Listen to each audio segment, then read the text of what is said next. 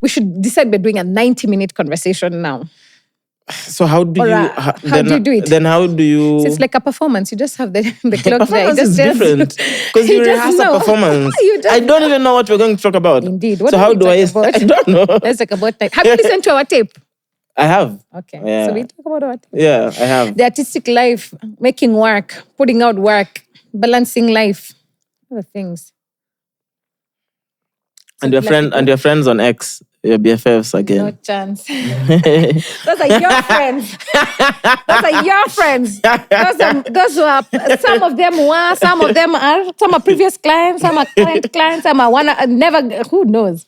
But they're not my friends. My circle is tight. I think they're your friends. Not really. Yeah. I know how my friends are.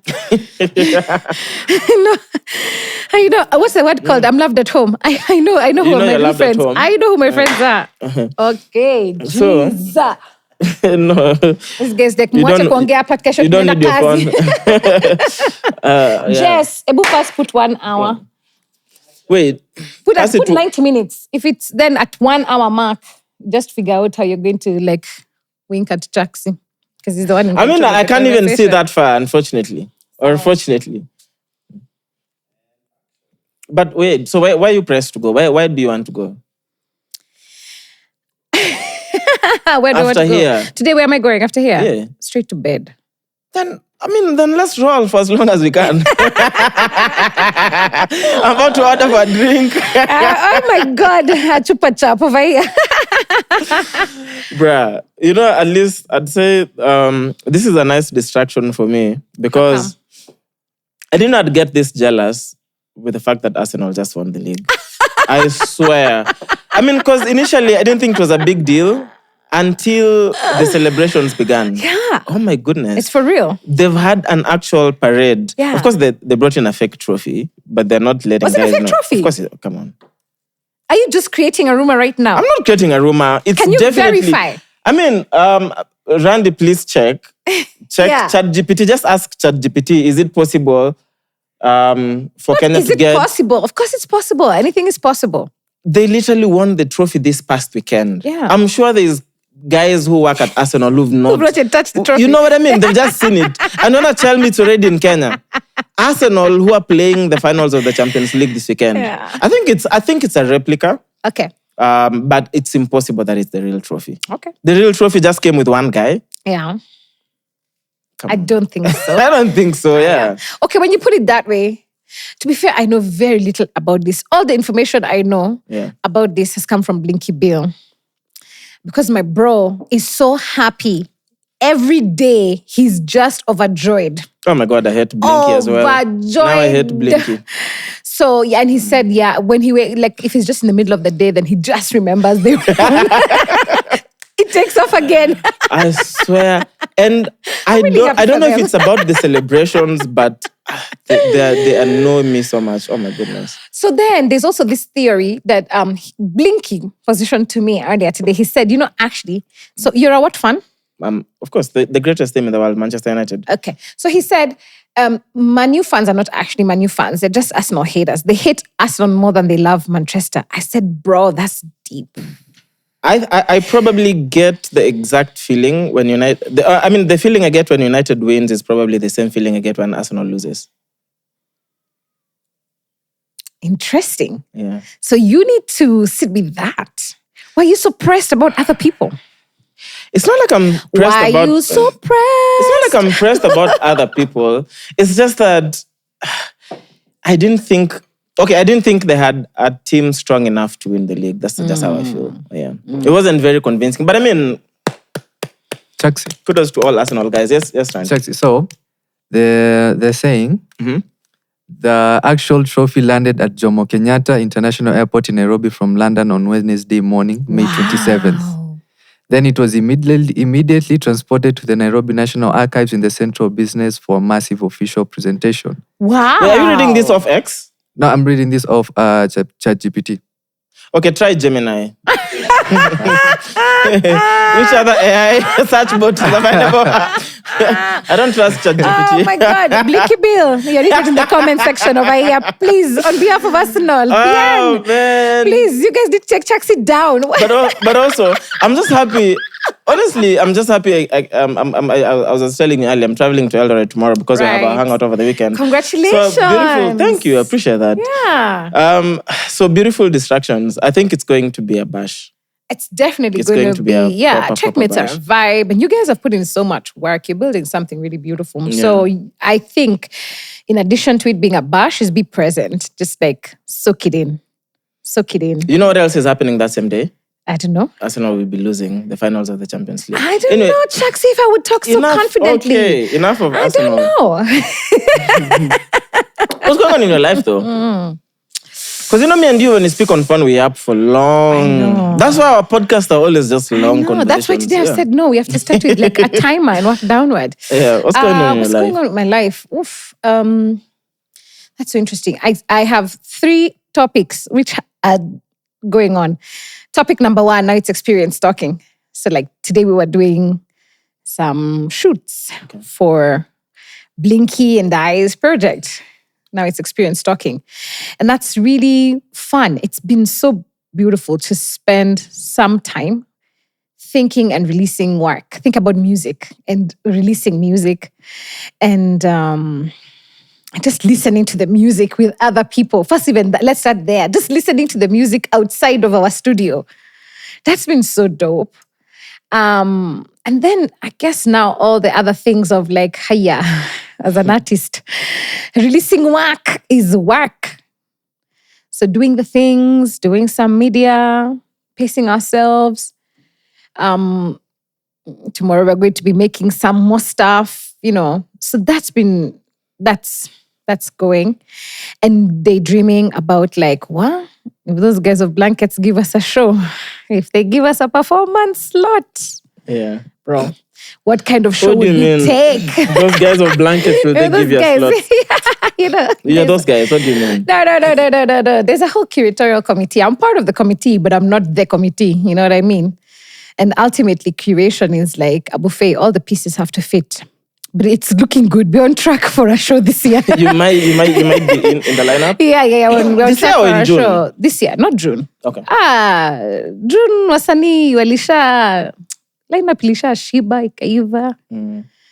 So not June. And also I think the other piece is like, you have to, the work has to live with fans. So part of it is just like, let people listen to the music. Let's see what's resonating. I'm so happy everything is resonating. So actually the conversation we're having with Blinky today is like, so deluxe. All right. Yeah. Yeah, so I think towards the end of the year, to be really good, would have like put out more work. Tomorrow we're also going to spend some time with Boutros, see where his head is at.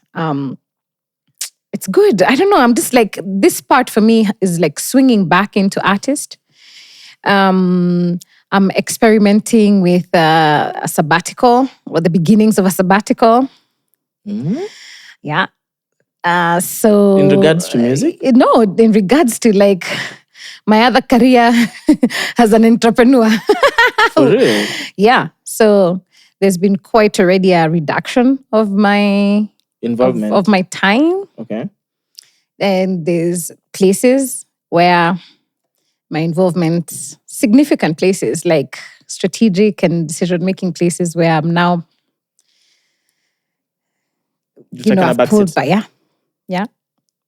Which is phenomenal.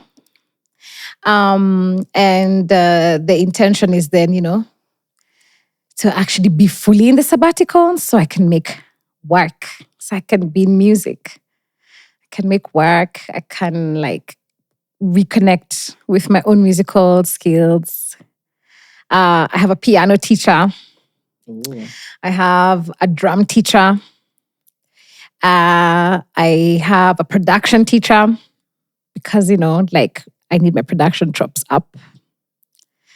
So that I feel like it's really critical to submerge. I feel the intuition saying that I want to do that. I want to spend more time making work and and kind of sit more in the artist pocket. I wanna make music media. I wanna do some thinking pieces, the work that only artists can do, hold ideas and increase imagination. So I'm really excited about that, but it's also like, okay, you have to make sure that the transitions are smooth at the day job. So that's been interesting. The team adjusting to that. Both the incubator team and the festival team adjusting to that. So that's one topic. Niet and the return of Muthoni Drummer Queen into artistry. Or not return. Hey, return. Damn. Yeah. It's actually could be a return.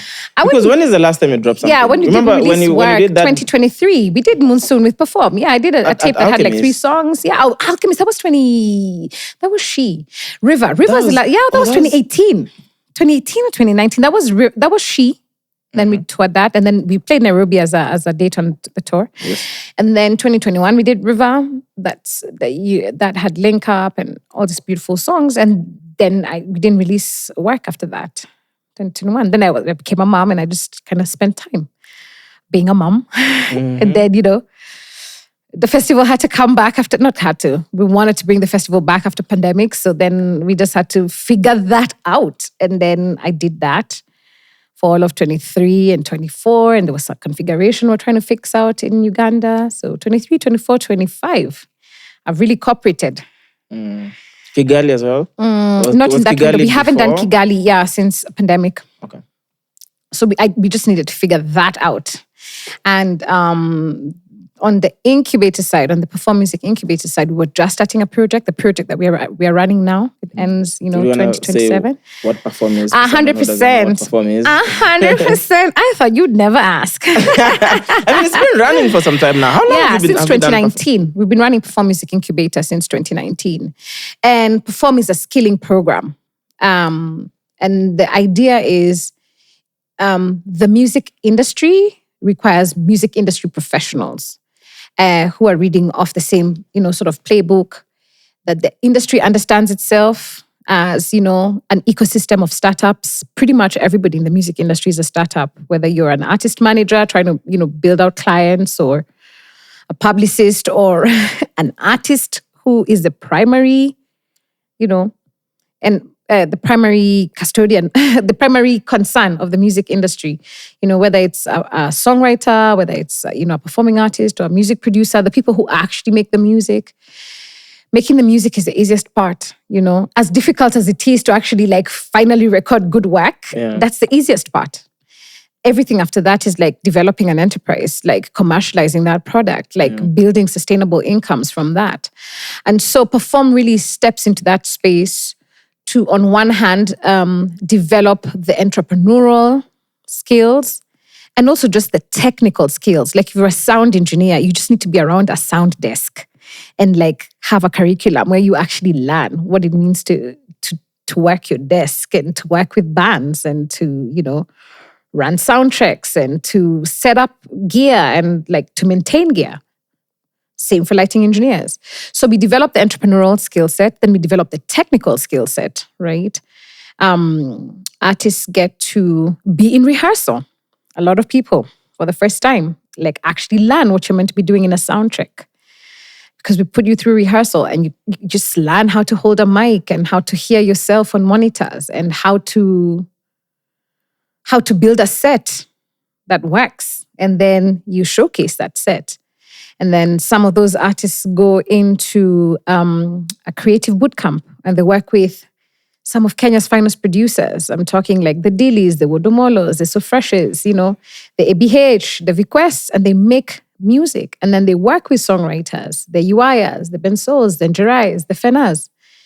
And, these artists who at the beginning or kind of somewhere in their career, just having that interface of other folks who are really living the dream and writing the music and then recording the music. And then we select the best drafts and those drafts become a tape. And then we put out the tape and then we have to promote the tape so the artist can be able to earn sustainable livelihoods. So Perform Music Incubator for me is honestly, it's just yet another chapter of the God dream. But it came really from my own skill gap as an artist, I remember when we were in Switzerland on a residency for the first tour that we had, I think in 2014. That's the first time I knew what a light engineer is meant to do. I really didn't know what a light engineer does, which sounds kind of ironic considering we'd been hiring light engineers first Sunday of every month since November 2008 when Blanks in Mind began. But I just didn't know what a light engineer does. Yeah. I didn't know how to read a lighting chart. I didn't know what it means to, I didn't know. And then we were in residency for like 10 days, 9 a.m. through to 9 p.m. Just working the set. And then I was like, oh, that's what a lighting engineer does. Because there were no screens. So what are the lighting engineers doing? A language. They build the visual language. But what are the ones who you were hiring before this residence? What were they doing? Just lights. As long as you see the blue and the red on stage, then you're like, yeah. We had lighting. Yeah. And no shade and no shame. Yeah. Because pretty much nobody has invested in developing of that talent. So folks have some access, like if you're in like church circles, and depending on which type of church, like if you're in the evangelicals, they have sound and lighting. That's why church produces so many like musicians and sound engineers and light engineers, because people have interest. So you kind of just develop with what's there, but they don't really have like development programs. They just have access to equipment. Yeah, you have equipment. And a ready audience. Yeah, that you can you're just running gigs. So you just, by your own labor and the opportunity of the head engineer moving off the desk for you to have an opportunity to try things, But there was no real scaling program around that. And when we did that show at Alchemist that you're talking about, so many of my peers came up to me and they're like, yo, you're sure? Yo, you need to be, because we brought our light engineer from Switzerland and we didn't do, like, maybe that show was a third of what we really could do, Like on a proper big stage. Yeah, and also, just on our tour. Not even. It sounded so nice though. I remember I was there. And it looked good, but like... I feel like I still have that CD somewhere in my house. Anybody who came for like Africa Nouveau in 2015, I think the first Nouveau we did, we brought our light engineer, John, with us. And I remember the light engineers at that time, because John really, he found it very uncomfortable. So he talked to me about it and I kind of had to explain, because people were just over his shoulder and just kind of like filming him. And just like filming the desk and filming him and filming the desk and filming the thing and filming. And I was like, it's just like, you're not a savior. They're just so jazzed because they have this gear and the outputs that you're producing with this same gear, they just run lighting for the artist right before me. And so there's a question, how does this thing work? How do you make that happen? And then, I had gotten that aha moment for this is what happens. It's a language. The lighting is a language. And actually, when you have a dope light engineer, if I'm choosing between lights and a screen, I pick lights any day of the week because now I know what lights can do, to change the texture of the feeling, because lights really bring feeling. Light brings feeling in a way that's just profound. Also, working with that light engineer, I understood that, the lumens on the screen can also be a lighting, like you can use it for lighting. You just have to know how to coordinate those things. And quite often what we were doing and still do by and large here is like the light is full on and the screen is full on. Yeah. So nothing produces any real effect. Can we get him for this weekend in Eldoret? Bro. That's not how Swiss people are set up. That is not how Swiss people are set up. I don't know what to tell you. Before we're hit with the red, blue, and the flickers on stage. But there's no shade. I think it's just accepting where we are. We don't have technical institutions to develop skills. This is what Perform stepped into the space to say, hey, we're going to do that. We're going to develop technical skills and we're going to develop entrepreneurial skills and thinking in the music business, which is just an ecosystem of startups. So at Perform, we're concerned with skills. We're concerned with networks. Because when you're beginning careers, right? And not even when you're beginning, it is I've been doing this many years. What I now understand is you build horizontally. You don't build vertically. Okay. You can't build with your seniors. Your seniors accelerate you. You have moments of acceleration, right? Okay. As an artist, you have a moment where you catch Shin's attention and Shin is inspired enough to invite you into a session or to, and then you can end up on a track together, right? But generally, you're going to build with your peers, your age group, the other people who are in your direct network, who have as much to gain from a collaboration. But like, we're not networked. We're not networked. We don't, there are no like artist unions and no like real like, creative hubs where people can spend time developing. This is what like the Alliance Française did for us on our come up for many years, just having the Alliance backyard, and still does. So you can just kick it at Alliance and like you and another artist are going to get together and you'll start songwriting in the backyard and no one's really chasing you, and you can kind of just develop that. Was the academy almost similar apart from the academy bit? In terms of just networking? Yeah. My understanding of Sauti Academy, it was very focused on talent development. The singing, the songwriting, the recording. I rank Sauti Academy, but I don't know enough to comment on it. But we were like, you have to skill people, you have to network people, and then you have to develop opportunities. So we provide the first opportunity. So we pay for your recording. And then, perform. Yeah. So the people who went to the we cover all the costs. It's underwritten. I mean, through the donor, right? Perform is a donor-funded project so far. So different donors or same donors? Yeah. So multiple donors. This is our third grant. Okay.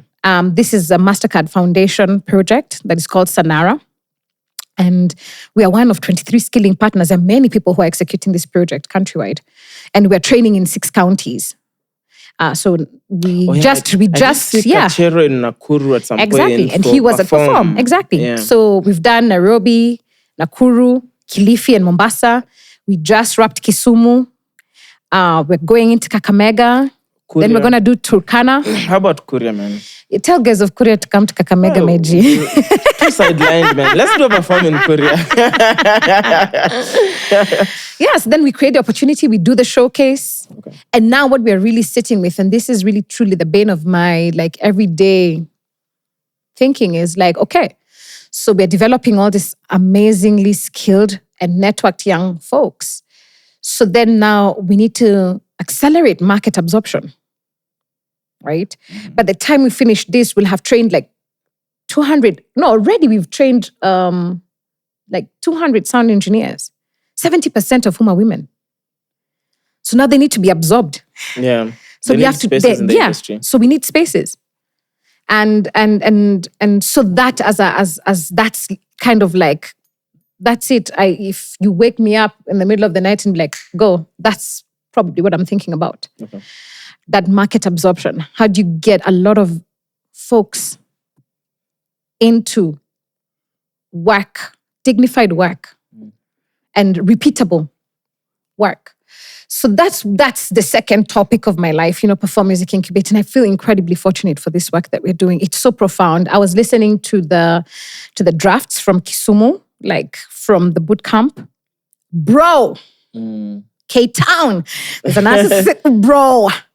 That's some of the flyest Kenyan music I've ever had. And I'm not even like, typically a tape has like 10 to 12 songs. I picked 18 drafts. I was like, I don't know what we're going to do here because all these songs are dope. And it's like, even the gospel music is dope. So there's a real thing there. And I feel really encouraged about that. Like we did their showcase at Dunga Hill. Now we're in talks with Dunga Hill. They're like, wonderful. Can we run an engineering program here? Can we build an absorption thing? So can we build models that allow folks to just become hometown heroes? My dream would be that if you're an artist from Kisumu kwanza inakushibisha on a day-to-day. Hata kabla ukuje huku, sijui wapi. Kisumu is already Kisumu is already providing opportunities for you. And that's something we really tracked in Nakuru. Almost all dope artists from Nakuru come to Nairobi. Even Mombasa, if you think about it. Mombasa is kind of different. Mombasa has an ecosystem. Mombasa has an ecosystem-ish. But to your point, ish. Yeah, it should have taken off. To be mainstream in Kenya, you have to come to Nairobi. Yeah, and that's like, no. Like, that's a thing that we just have to kill. And I think you should have Nairobi as part of your scaling plan. It shouldn't be that you if without Nairobi, it can work. Everyone came to, bro, if you think about anyone who's doing anything, even outside music, everyone had just had to come to Nairobi. Yeah. Even me, I just had to come to Nairobi to chase my dreams. Yeah. Because access, I think for the longest time, a lot of the facilities and the networks and everything you need has just been set in Nairobi. Yeah. So if you're a musician trying to come up in Kisumu, you realize there's not too many shows that are going to book in Kisumu. Yeah. Then you realize you need to work with Daso Fresh, who's in Nairobi. Yeah. It's like almost everything you need is Nairobi makes it easier for you to basically become something. And this is one of the things that we are not only, as part of our thesis of Perform, it's not only challenging, but we've taken it on ourselves to turn this thing upside down. Absolutely not. I think that what should happen is artists who are from Kisumu should be able to be big hometown heroes in Kisumu, and then they can scale to the rest of Kenya. Yes. If you're big in Eldoret, you should be able to make bread and butter in Eldoret. And then you can scale to Kisumu, Nairobi, Mombasa, exactly, Nyeri, right? everywhere. As part of your growth plan. But if we can't, and so the questions we have to ask is, so then what is needed for you to be a successful hometown hero? And this is now what we are sitting with. And really, this is the work that we're developing. Yeah. And that's the POC we're actually building right now, right? Which is, what is that model to stimulate? If you think to stimulate opportunities, recurrent opportunities there at home. Yeah. And like kind of using all the tools. So how do you use all your promotional tools, your TikToks, your radio, your street teams? I think infrastructure is a big And challenge. then the spaces. Yeah, infrastructure is a challenge, but is it? Yeah. I want to say, Chaxy, if you're at the start of your career, you need a room that can do 50 people. There's plenty of bars that can do 50 people. But then, bars are available. But if you think about everything else, you've done gigs outside Nairobi. Yeah. There's a lot that you still have to bring from Nairobi. Yeah. Which makes it pretty expensive, right? And maybe music could be slightly different. Think about maybe someone who is into acting. Yeah. In Nairobi, you have KNT. There's always a play happening somewhere. Yeah. So there's many opportunities for someone to come up. KNT is available. Twali for Birds just staged Wangari Maathai. There's guys who staged My Life in Crime the other day. Gadoni is staging Free Me. There's always something happening. But in Kisumu, you don't get those many opportunities. Yeah. So, and this is where now, a 17 plus year career in enterprise tells me. We've struggled getting a mixer, just getting a mixer in LD, a specific one that we needed. Yeah, but this is exactly the opportunity. Yeah. This is one of those scenarios as an entrepreneur where it's like, so the struggle is opportunities. So if opportunities don't exist, you have to develop them. Yes. And that's the work, right? If I think about the fundamental work that the festival does for artists is opportunities. For artists and artist ecosystem, right? So managers, publicists, event producers, stylists, choreographers, dancers, makeup artists. Like when Sarah is on stage, Sarah is going to feed at least 19 people. Easy, clean. Yeah. Clean. Her photographer. Videographer.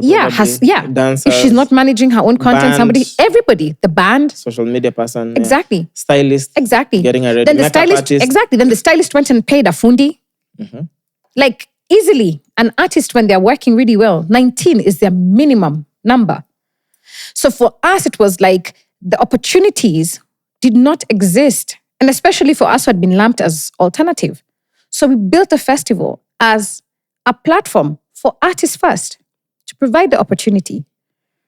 And then for consumers who want a different experience, something good, something different, something new, something fresh. And then we were like, if we co-create this thing between consumers and artists, we make space in the middle here for everybody else who's in this ecosystem. The sound guy who has to bring the sound, the tents trick, the toilets trick, the security guys, the vendors, the caterer, who is going to service all those production crews. The guys are going to come and sell food. The person who's going to hire the table to the person who is going to come and sell food. Logistics, the taxi driver, guys, who has to bring the people, the tracking guys who have to bring the product, the loaders, the hotel where the artists have to stay. We're just like, this is a great way to circulate the economy. So at its core, Blankets is an opportunity producer at scale. And so we are bringing some of that thinking to the perform incubator side and saying, what have we learned about developing opportunities sustainably? And so what does this look like to replicate in the 6 counties that we have the beautiful fortune of going to? Yeah. And the incredible goodwill of the trainers, the trainees. Bro, Kilifi, that was so life-affirming. Like, by the time they were on Thursday, they had pulled themselves together. They had found a bar downstairs. They'd gone and pitched. They ran a gig while we were there. That's fine. Was Kilifi full of Nairobians who moved to Kilifi, or was Kilifi guys? A lot of creatives are moving to Kilifi now. And moving back. As well? Yeah. Oh, shit. I don't know about moving back. I only know Soul Food who's moved back. Yeah. I have 3 friends who moved to Kilifi who've moved back, which is great. You know, you had the experience and it doesn't work for you anymore. You know, find another experience. But what we met was a lot of young people from Kilifi, right? And some of them from the university. And it was just so beautiful listening to the things, seeing the spaces that they have. There's spaces in Kilifi. Beautiful spaces, yeah. Yeah. I like Kilifi. I do. And that energy and kind of that drive and that putting together, it's so meaningful. And then for us, it's just like, damn. So we really have to really raise our own kind of like ambition around how do we really for real, solve opportunity, recurring opportunity. I feel so passionate about that. Like, I had no intention, Chaxy, to be a systems builder, a systems thinker. That wasn't what I was trying to do. I was just trying to sing some songs, rap my raps, you know. Just enjoy me. I thought I'd already have retired. I thought I'd play some drums. I thought by the time I was like 33, I'd have retired. I've won my Grammys. Just ask Wawesh. Those stories I used to tell him. I was like, bro, by the time I'm 33, I'll be like, Jesus, I'm retiring. Been there, done that, won the awards next. And then it turns out like, you know, the music gave me the heart for solving these problems, and also who's meant to solve these problems. If you really think about how much talent is developed in the high school system, I was in Moi Girls Nairobi. Moi Girls Nairobi is like a big choir school, a big like a theater school, like Drama Fest. We're like national champs. Dagoretti High School, State House Girls, Mukumu. Bro, youth's got talent. That's never been the problem. And the school is able to develop that talent. Church is developing that talent, but there's no real framework for how that talent enters into a pipeline of recurring opportunities. And that's the work. It seems like that's a chunk of the work of my life, at least in the near and the foreseeable future. Honestly, that's all we're thinking about. Like, I've been in rooms, like in this last 2 months, I've done like a World Bank forum. I've done a private like funders a forum. I've met private investors, like folks from abroad who are like coming here because they're like, yo. If Africa is not on your plan, are you even a serious entity? What are you talking about? Like, the median age of Africa is 19. 1 in 10 people is going to be African by 2050. It's the market.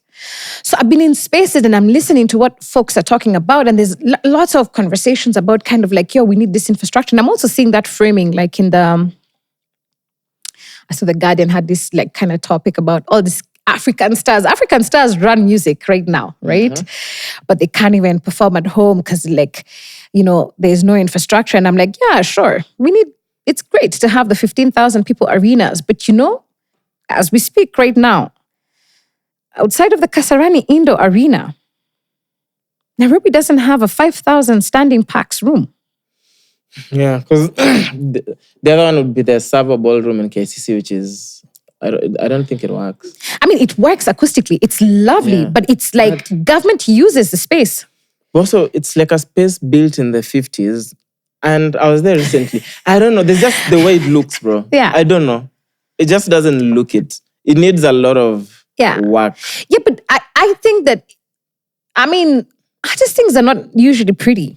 You just occupy basements and like warehouses, and the vibe is what makes a thing. It doesn't need to be pretty for the thing to work. It needs to be acoustically functional, and then it needs to be functional for production. Like, so the people with the tracks, where do they enter? How do I back my track up into, so that offloading gear is like, I can offload easily? Where are the ramps that I can like ramp on and ramp off gear? Okay, so now if where do they change? Like these people who are working on this thing. So now they've set up, where do they shower? Where do they sit in the hours between sound check and the gig has started? Fit for purpose spaces. Those things don't really exist. But like Kasarani Indoor Stadium, shout out.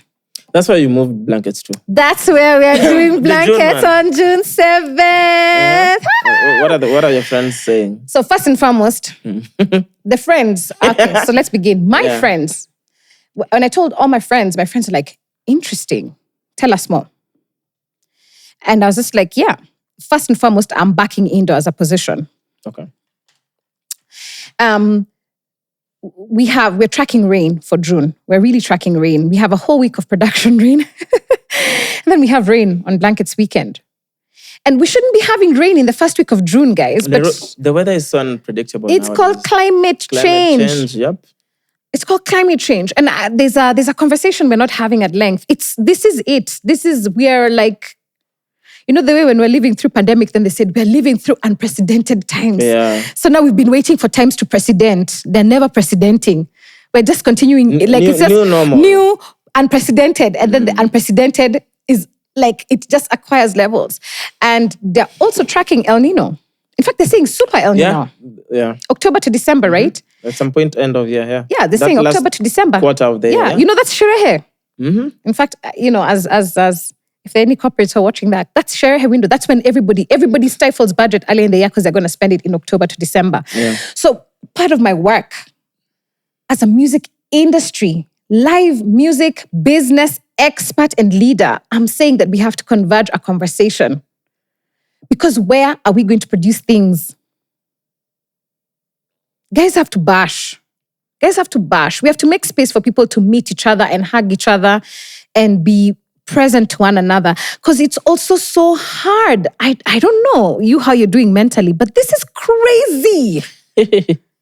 I know. And I'm living in a very, very, very curated bubble. I'm like, I ain't trying to watch the news. I'm not on Twitter. And it's still so insane. Even when you're offline. Yeah. I mean, because of course you're still going to interface with the things. You're still going to talk to people. Like there's so much grief this year. Every month, I have buried or cremated somebody. Do you think that's an age thing? No. You know the older we grow naturally, the more people we bury, unfortunately. Nope. What business do we have burying 25-year-olds? Oof, yeah, that's tragic. It's tragic. It's hard. So, you know, everyone's going through it. So we have to hold space for in-person. This is why I'm like super congratulating you on the work that you're doing with Checkmates, getting people off the comments and into real life so that they can see each other and they can hold space for one another and they can just laugh. And for a few hours, it can feel like everything is okay because maybe it is. In that moment, it is. And maybe that's enough for you to be able to like power through whatever the heck you have to live through in that moment. And at the same time, there's people whose lives are really popping. They're really just happy. This is the best year they've ever had. Because that's also life. Yeah. You know what I mean? So you have to hold space for that person to be like, you know, I'm in my W's. Yeah. And I want to celebrate them. Pop that moet. I want it. So we have to make that. So for us, going into this June edition, because we caught this like 2 weeks ago, and we just had to have this whole conversations with ourselves. I had to talk to like members of my advisory board. I'm like, bro, I don't know what to say, but like, Chaxy, you're in production now. I don't know if you've produced outdoors. I mean, first, you know, okay, you've produced. Yeah. Production is hard. True or false? I've produced outdoors, yeah. Production is hard. There's so many moving parts. And maybe that. Production has so many moving parts. Yeah, even the way we look at our events is we think about the person who's coming to the event, right? From how they leave their house till they get to the venue and then how they live. Indeed. And in end between there, end to end, there's so many moving parts. Yeah. There's so many things you have to consider. Yeah. Right? Yep. And then even if you muted all of those things and you just thought about this physical space where they're going to enter, how will they enter? Where will they sit? Where will the cables run so these mics can be heard? How are the cameras being charged? Like where are PowerPoints, right? All those things, right? Now outside. So when you're the mercy of elements. So if it rains... And it pours heavily in Nairobi sometimes. That's the other thing. You don't know whether it's going to be like a light drizzle, but the thing is like Monday, Tuesday, Wednesday, a little bit of respite, Thursday, Friday, Saturday, Sunday, it's going to rain. Bruh, the edition before Tems, I don't remember. Yeah, the edition before Tems. Bruh. You're talking about 2024, the one that had Is it that had 2024 last year? Blinky and had and then the sound died when Chris Kaiga was on stage. Oh my goodness. Yeah, because water entered the poured. water entered the electricals. Let me tell you, it poured. We tried to shelter, and then we were like, you know what? Fuck Thank it. you so Fuck much. it. Do you remember? Yeah, Fuck it. we We're had like, we had we we just- had that we had that kadom that door thing, and then you're just being rained on. You're just like we were swimming in mud. I remember I was wearing my cowboy kata outfit that time. I threw away those boots. Those boots got destroyed. What are you gonna do? So then, we started to have that conversation really in earnest because we're like. But this is like 2 weeks ago now. Yeah. We started having that conversation in earnest for let's work through the computations. What does this mean? They're like, those big tents that we normally put the bars. A-frames. Yeah, those A-frames Yeah. and the B lines for the artists. Those B lines are pandishwad with chuma. So production managers, you need to understand that the chuma will just slide on each other. So that's why we don't normally, if we're in setup and then it starts drizzling, everything stops. If we haven't put up the tents, everything stops. So now is when I understood why things stop. She's like, because the chumas just slide on each other. So they can't. It's like workman injury. So you have to stop. And they're not going to remove the tents from the track because if you put the tents on the ground, they're going to be dirty and they can't clean them when they're up. So everything just delays. And then it's like compounded delays. And then you're wet and you're cold for hours. You can't set up electricals when it's raining. You can lay cables, but you can't set up anything. You can't test them. Like that boombox place where you guys normally walk through. That's all scaffolding and lighting. You can't run naked wires in there. And, there were some decisions there for me that were tough. I'm attached to the way I've always done it outside. And then I also had to sit with myself and I'm like, you were going outside as a response to the thing that you were trying to create. Outside is great, but is outside the only model? It's not the For only a festival, model. it's not the only model. The audience is just used to blankets. Is always outside. Yeah, but that's not the truth. That's not outside is not what makes blankets. It's one of the components of the experience. It's the music, it's the curation, it's the people, it's the intention and the care, it's the community. These are the things. And then it can be outdoors. But then I literally, I just had to sit with myself for by the way, actually, for real, what are we talking about? We're in the chapter called climate change. What are we actually going to do in December? If we're in El Nino, what are we going to do? Okay, so you could say maybe cancel the gig. Yeah, but you need a gig in December because you have, on your P&L of the business, you have to release cash flows. You know this, you run a business. There's cash flow planning. So there's certain things that you have to do because those things are able to release a certain amount of cash flow or financing or whatever, however you've engineered your business. So even if you don't do the festival, you have to do something. Yeah. So where are you going to do that something? So then this moment felt to me very much like in pandemic. I don't know if that thing is still on my Instagram. I remember pandemic, then we were home, right? And that day we were in the field when Muthoni Kagwe said everything shut down and we're beginning curfew 6 p.m. We were in the field at Ngong Race Course for a perform showcase with the GOT. Because I remember we had to wait for the GOT to come and accept that this is a force majeure so that suppliers can still be paid and da-da-da-da-da, right? So then we went home and we're like, okay, what's happening? Then I think maybe a week or 2 weeks later, there was an Explained. You know that Netflix show, Explained? They did an Explained, the one that's 20 minutes and then they pick a concept and they just explain it to you like money explained or sex explained, whatever. It's a very good series. Great. So then I watched an Explained for a pandemic. Honestly, I didn't know what a pandemic was. I was like, pandemic. We haven't lived through one. Yeah, but also... especially a global pandemic. I was like, this is serious. I mean, Africa, Ebola. Ebola is serious, bro. Yeah. I mean, we haven't experienced it. Yeah, we know things can be serious. Kids who grew up late 80s, early 90s, when HIV AIDS was definitely, if you had HIV, it was definitely a death sentence. We grew up with the sense that there can be some real health crises.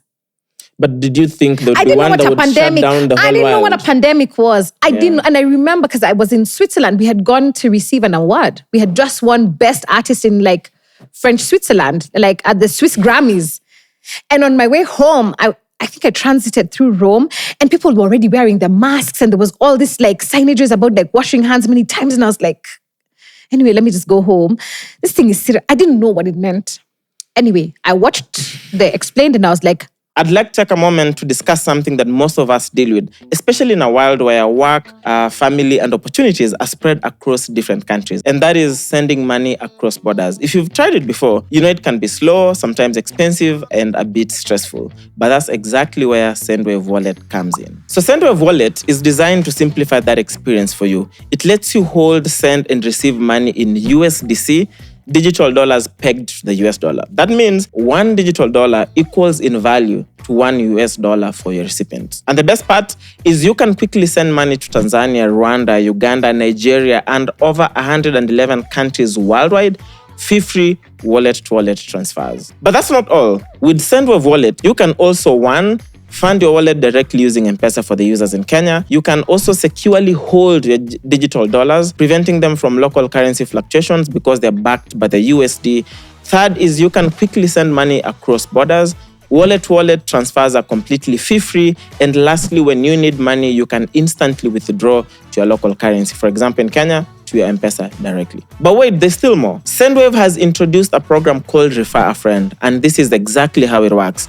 Refer up to 5 friends using your own unique referral code, and when they fund their wallets with a minimum of $10, you get $3, they get $3. Everybody wins. So this is exactly what you need to do today. Download Sendwave Wallet, create an account, fund your account with at least $10. Use my promo code Chaxy and you get a $3 bonus. Chaxy is CHAXY.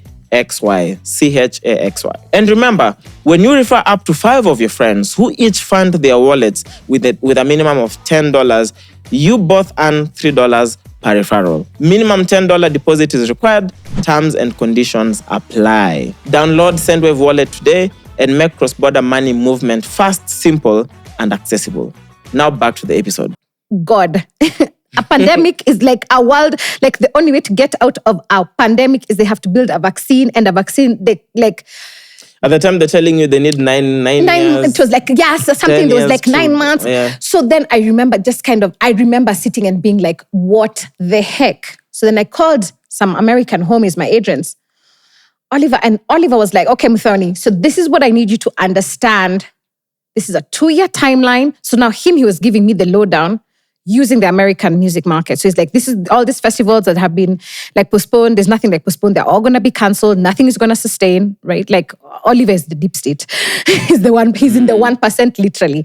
And like, he just knows stuff and he has access to stuff. And like, so Oliver called me to like mentally prepare me for me to understand like the magnitude of what's happening. Yeah. Because it's like, because we are working together, this is what you need to think about. Like that thing called the festival, that thing no longer sits in your P&L for 2 years. Remove it. That thing called touring, that income, remove it. Remove it.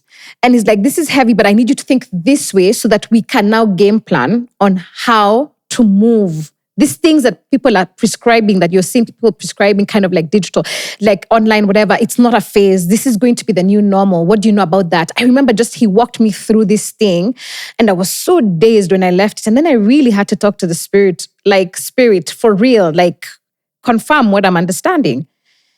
And then I understood it. How do you talk to your spirit?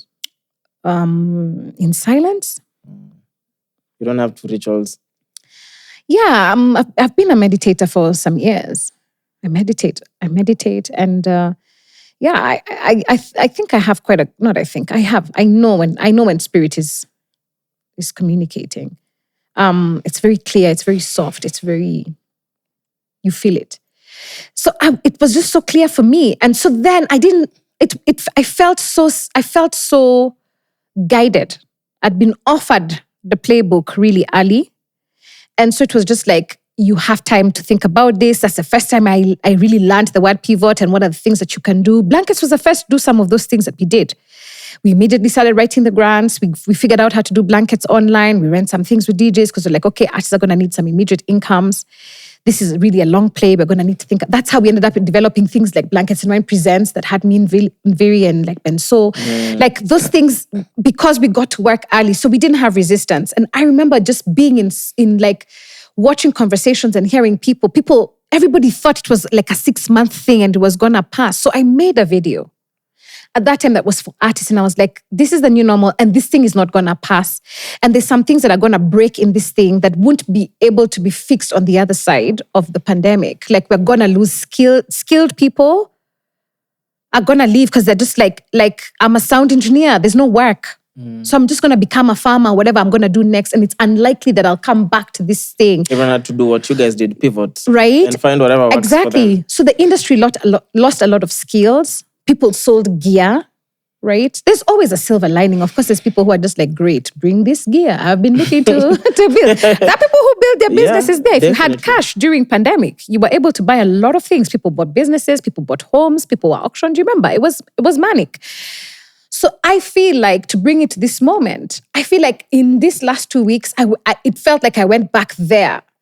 Like having to sit with, for real.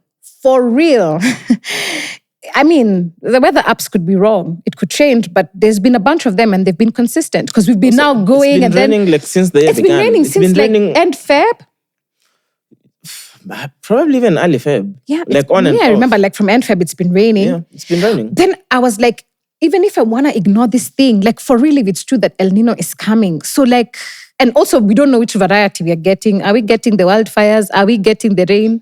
Are we getting the drought? Because this is super El Nino. So it's coming like heads. And now, it's coming with new position. And now the government has said, I think they might be accepting a deal from the states to, have you seen that? Like but just wait first. Don't tell me things about this government. You're going to make me annoyed when we inside that topic. Just hold that I'm just topic. adding more problems to you. So I think... So Americans who have been pre-exposed to Ebola are going to be sent to Kenya. For real? Yeah. So add that to a I'm list curious of about what that's potential about. problems. I mean, you know, the only reason I haven't facing. had a knee-jerk response to that is first, you've given me a headline. I don't have enough information. And I also know that Kenya has KEMRI. And KEMRI is one of the most respected medical research institutions. So maybe there's stuff that they know. I don't know. Yesterday, I'm also not trying to I'm not the one to take a W for the government. So yesterday, they announced that there was drugs worth 1 billion shillings for cancer and malaria that were just found expired at KEMRI. I wouldn't be surprised. Yeah. Anyway. Because they had that big fight with USA. Do you remember around, just before USA got disbanded, that was one of the big fights around let's come back to the things that are concerning of me. El Nino. So I just had to sit there, and really kind of come to terms with there's a world in which we were always going to get here. 2 years ago, my best friend in London was like, yo, these guys, they found this warehouse and they converted it and she went for this. She's like, every Black person in London was at this gig. And Muthoni, you really need to start thinking about climate change and kind of you need to start building models that are going to be climate resilient. It was 2024. Yeah, we were in the Venice Biennale when she was giving me this story and I was like, I mean, I know what you're saying because in agriculture, I know what you're saying, but I don't know, I didn't really think about what it meant for your business. Us until we were just staring at a week of production and the festival weekend right now. I don't know if you didn't come in December, you were in Ghana. Mm-hmm. In fact, you were on a holiday before you went to Ghana. I was on a small holiday. Exactly, you are on R&R. I don't even remember. There was no rain on the weather apps. At 11 sharp, I had just sat for makeup. 11 in the morning? Yeah. Yeah.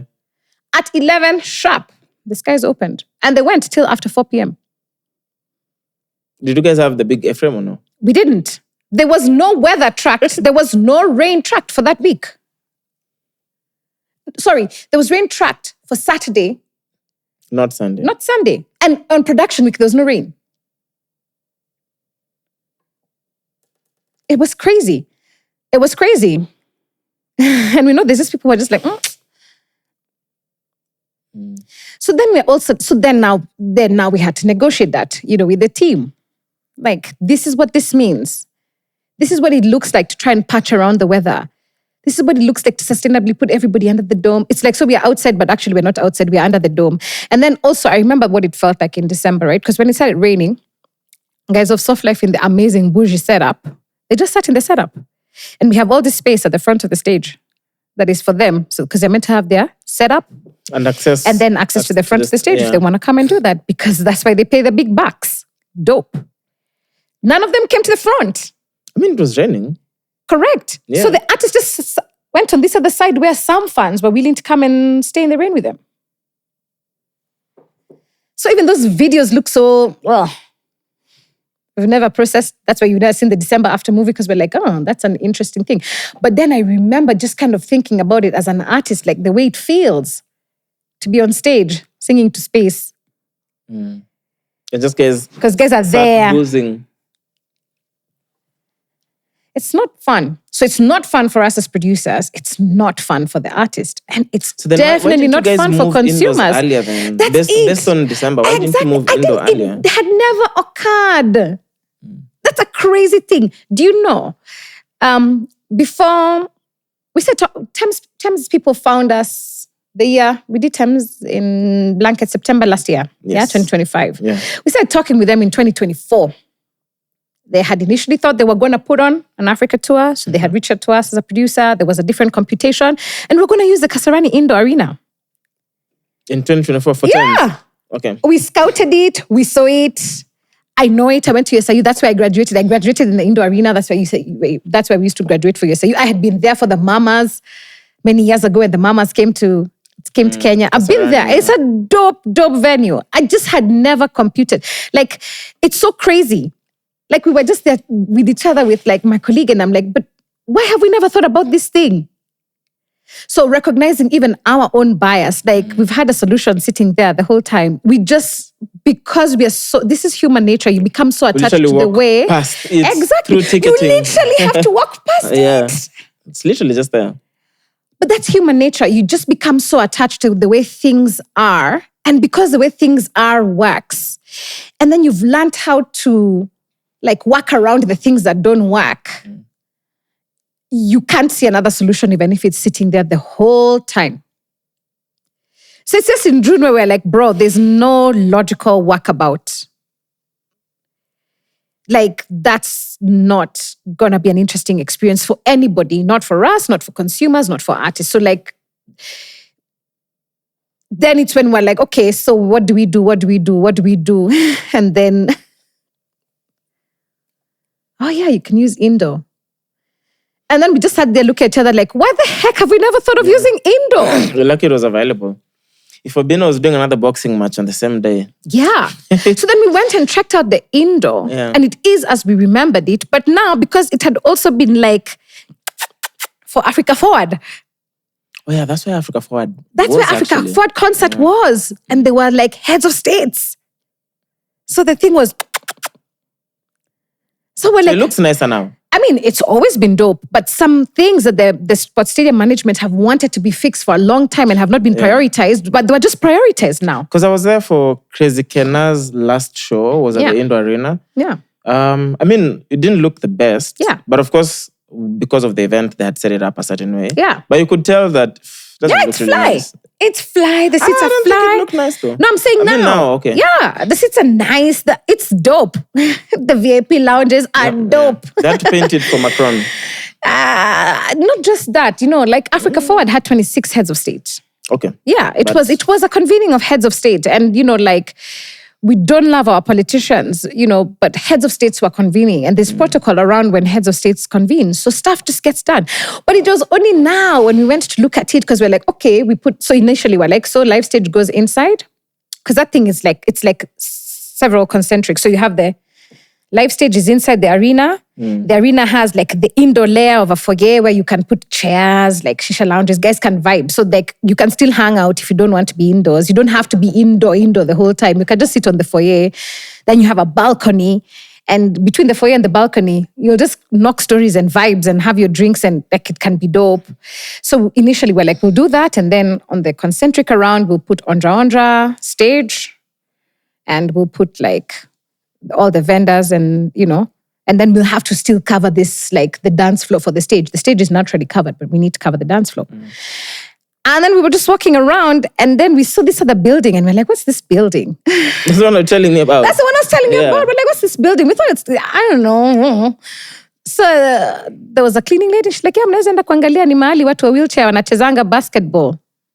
So like, huh? Ni kama ka auditorium, ni auditorium ingine.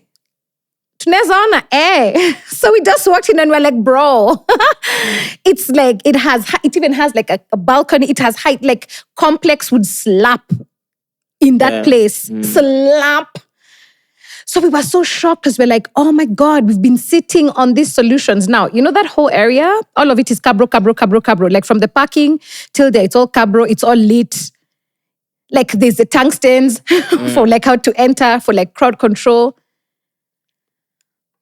Dead ass. We've solved those things. So like that thing for you go for a gig and then now you have to throw away your 20K sneakers that you bought and that you loved and then you walk because of swag. That's done. You know, I couldn't visualize what a blanket setup would look like based on how I'd seen the space until the video you posted. I told you I was watching it. We were watching it here. Until that video, because you explain what the layout is going to look like, I could not visualize that before. Yeah. Because it just looks like a place for sports. Yeah. You know, it doesn't look like a space where you can bash. But that's also the other thing, right? The Madison Square Garden is a multi-purpose arena, sports and entertainment. The BK Arena in Kigali is sports and entertainment. Usually, the infrastructure is developed for both things. But then music builds specialist infrastructure, right? Like the smaller venues that are just for music, right? But at a certain scale, at arena scale, you build multi-purpose infrastructure. So it can do sports and it can do music easily. It's built for those things. So they have toilets. Some of them don't have doors. Where did the dog go? The toilet, right? But I'm not even gonna knock anybody. Those are big facilities. It's difficult managing that kind of infrastructure. Honestly, it's difficult. I'm not even for the Madison Square Garden. Those things are not easy to manage. But there's everything. They have parking. You have to walk. There's ramps, properly built ramps for wheelchair access. And also now once you land, the place actually where the wheelchair access folks, people with limited mobility, where they should sit, it's there. It's inbuilt into the venue. The height, the acoustics. It's so dope. When was this built? In the 50s? No. Kasarani was built in the late 80s because we went for All Africa Games. Our dad took us for All Africa Games and we were small kids. I think All Africa Games was 89 or 90.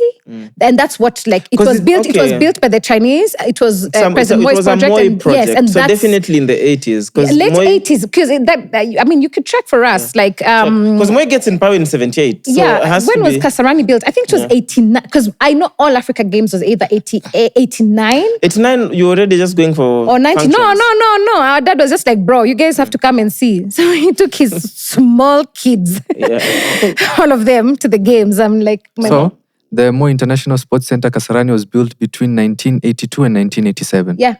5 years. Yeah. Okay, but in the 80s. Yeah. So it's dope. It's dope. It's really dope.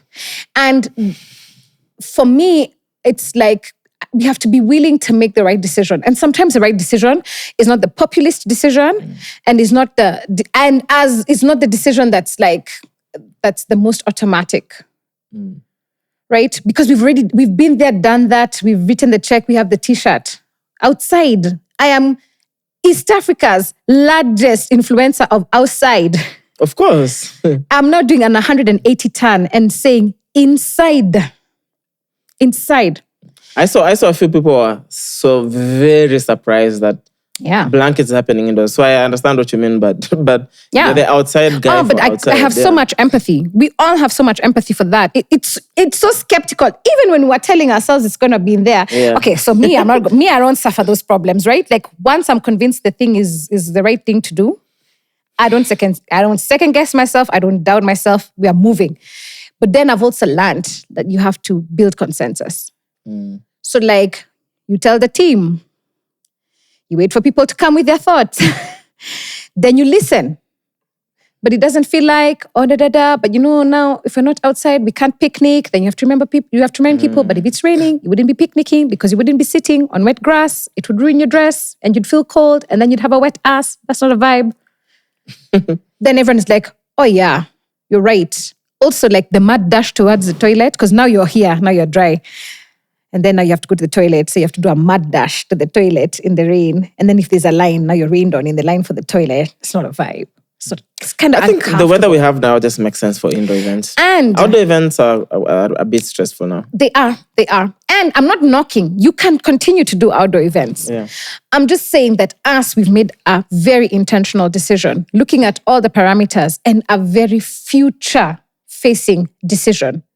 We have to become really comfortable with what the core of blankets is and not become attached to the format of its presentation. We can be indoors, we can be outdoors, we can be indoors, outdoors. We can even decide, the weather can make a difference. For all we know, the weather could change. I back this decision 100% because to acquire the behavior that first we go indoors and then let's only go outdoors when there's a real need. There's also some skill that we can only do outdoors. Like that Tems one. Yeah. There's no way in Kenya. And there's a client that we're talking about now, where it's like the only place you can do the things at Nyayo Stadium. There's some even skills. Nyayo Stadium would be outside. Yeah, that's what I'm saying. So there's some skill. You don't have any indoor yes, you don't have an indoor-outdoor. Yeah. You don't have a 20,000 seater unless Madison Square. You limit you don't. The ticket sales unless you do that. So you just build the right model. And so I think that's the other, and that's a big lesson for like myself as an artist. An artist always has to respond truthfully. And I found myself struggling the decision because I was not being in the right now. I mean, but this is the way it always is. But we're not in always is. We're in right now. Right now, what does the data you have on the table, what is it telling you? So build the appropriate response now. Acquire the data set. Do you remember how many years it took for you to accustom people to outside? It's crazy. So where were gigs? This is what gigs were inside Carnival. Oh, that's Simba inside Saloon. Area. That's where gigs would happen. And then we never had no, there was. events? Of course there was. Benson and Hedges would be in the Simba Saloon, would be in the Carnival grounds, right? So Carnival has always run the three models. Some things are inside Simba Saloon. Some things are inside Simba Saloon and the outside of Simba Saloon, right? That whole area, right? And some things are in Simba Saloon, the outside area, and the garden area. Okay.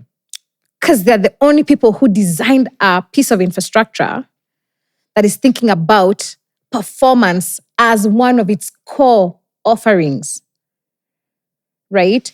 So you can use it as a dance floor, but it can also be the front stage for artists when they're performing. People can come to them. That's why Simba Saloon is designed that way. There for many exactly. years as well. Yeah. It's the only real piece of entertainment infrastructure that was built to solve entertainment first, right? So what we have a lot in Nairobi is bars, and then you plonk a DJ, and then now it's now hot to have artists. So now let's figure out how we can clear some tables and make some kind of stage for artists to be there. That's why I like Mass House.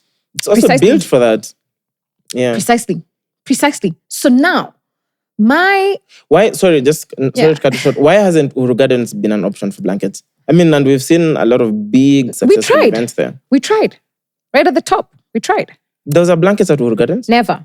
When we came back from pandemic, right, and we had to figure out a venue, where were we going to produce, right? Because when we came back from pandemic in 2022, what we knew for sure is we didn't want to go back to Ngong Racecourse. We felt like they had some insurmountable challenges.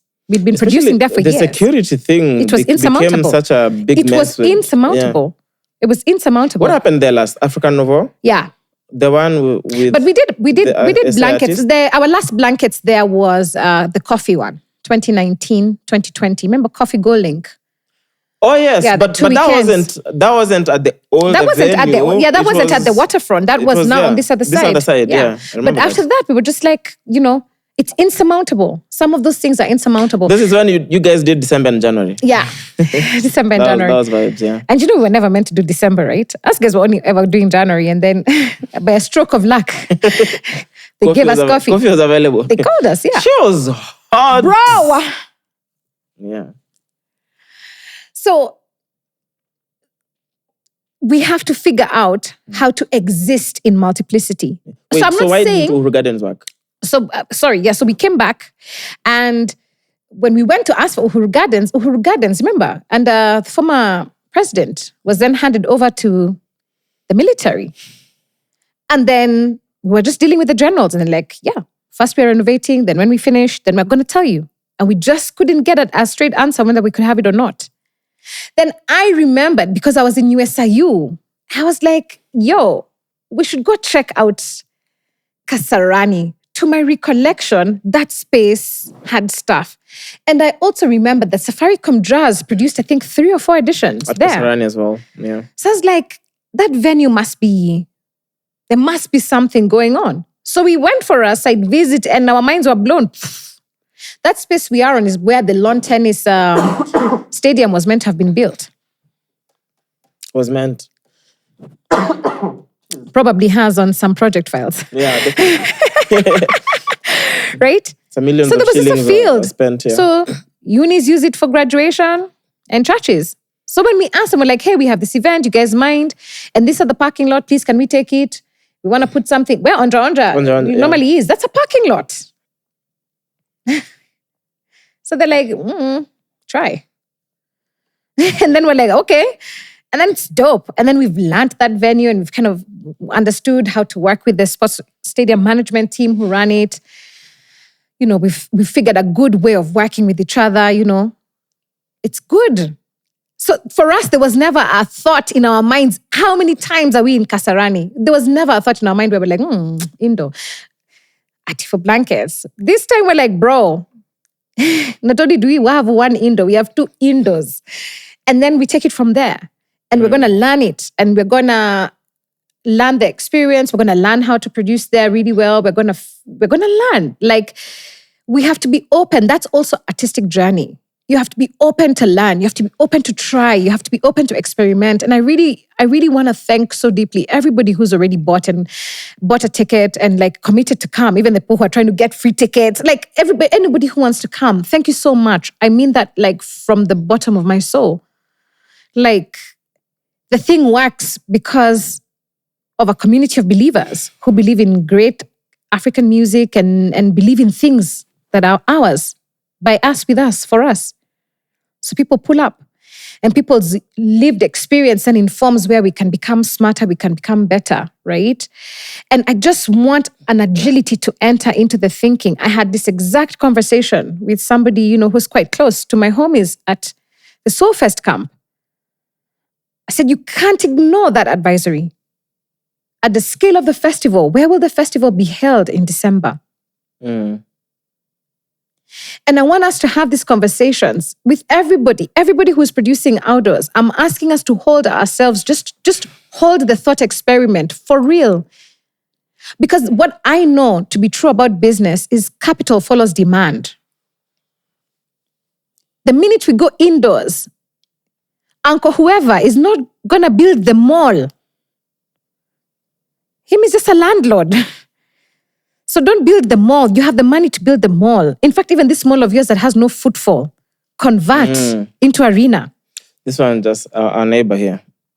There's so many. It's a ghost town. It's a ghost town. It's dead. It's dead capital. Could act horror movies there. But if you flip that into sports and entertainment space, boom. I was so hopeful. I was hoping that this new project that the government are building at Bomas, I had the initial number I had was 11,000. But it sounds like there's one room that can do 5,000 and another room that can do 3,500. It was meant to have been completed already. I don't know what's going on. Malik, can I get water if you don't mind? Sorry, I think, and this isn't to say that outdoors is dead. And I don't want to be misquoted or misunderstood. I am saying that what I am now championing is some behavior change. behavior change. So can we become flexible? Can we just become flexible? Because what we know is we want to bash. Yeah? What you want is a good time. You want a good time for a long time. Yeah. Sawa. And me, I'm committed. The whole team is committed to give you a good time for a long time. The best outcomes, that's the commitment. The best possible outcomes given the parameters we have. Yeah. Awesome. So let's all just do the thought experiment together. Whoever invests in good infrastructure. This is what I'm saying. Oh my goodness. But part of that is being able to deliver. Capital is owned by capitalists. Deliver a data set that supports that there's demand. Right? Like, I don't even think we even need to build a new room. The ASK room in Ngong Road. If they could just get good sound treatment. This is it. This is it. Like syncing. Yeah, it's true. It's not usable for music because they built a hall. They didn't build an entertainment facility. Because when the board was signing that thing off, nobody on that, there was the skill, the right, the idea of carry people along, right? So as a board, you've made a decision that you want to develop this property. Okay, first and foremost, inside that whole complex already should belong to entertainment. Yes. That whole thing. Because except the show, the agricultural show that they do once a year, right? That thing has activity for like 2 weeks a year, max. The rest of the time, it's just sitting there. It's only Gig Dynamics who operate from there. Yeah, right? there's lots of little businesses who then go to like, this thing had been made for KCC. KCC no longer exhibits, so it's crumbling. So ASK, who is the landlord, is like, sawa, mnaweza chukua hiyo, bora mtajirenovatia na mtalipa rent. So, people have been doing that. It's great. But if you think about the potential of that space, it's insane. In that place, that's where Nondis was resident for a long, long time. It is because, as far as rugby clubs go, I support Nondis. So then I discovered that ASK has a stadium. It has a mini stadium. Where? Inside there, that was the Nondis home field for years. I've never seen a stadium in there. Bro. I mean, it's built old school in terms of like the bandas are like, but it's so that was their home turf. Yeah, that's their home turf. It's quite reminiscent of the one in Machakos, the one that was built in Kibaki's first term. Who was the governor there? The park, the Machakos People's Park. Not the People's Park, the stadium. The stadium, okay. Yeah, right. Because the other thing about a stadium is, it doesn't need to be swanky. It needs to be functional, right? So you think about its utility. It doesn't have to be swanky. The one at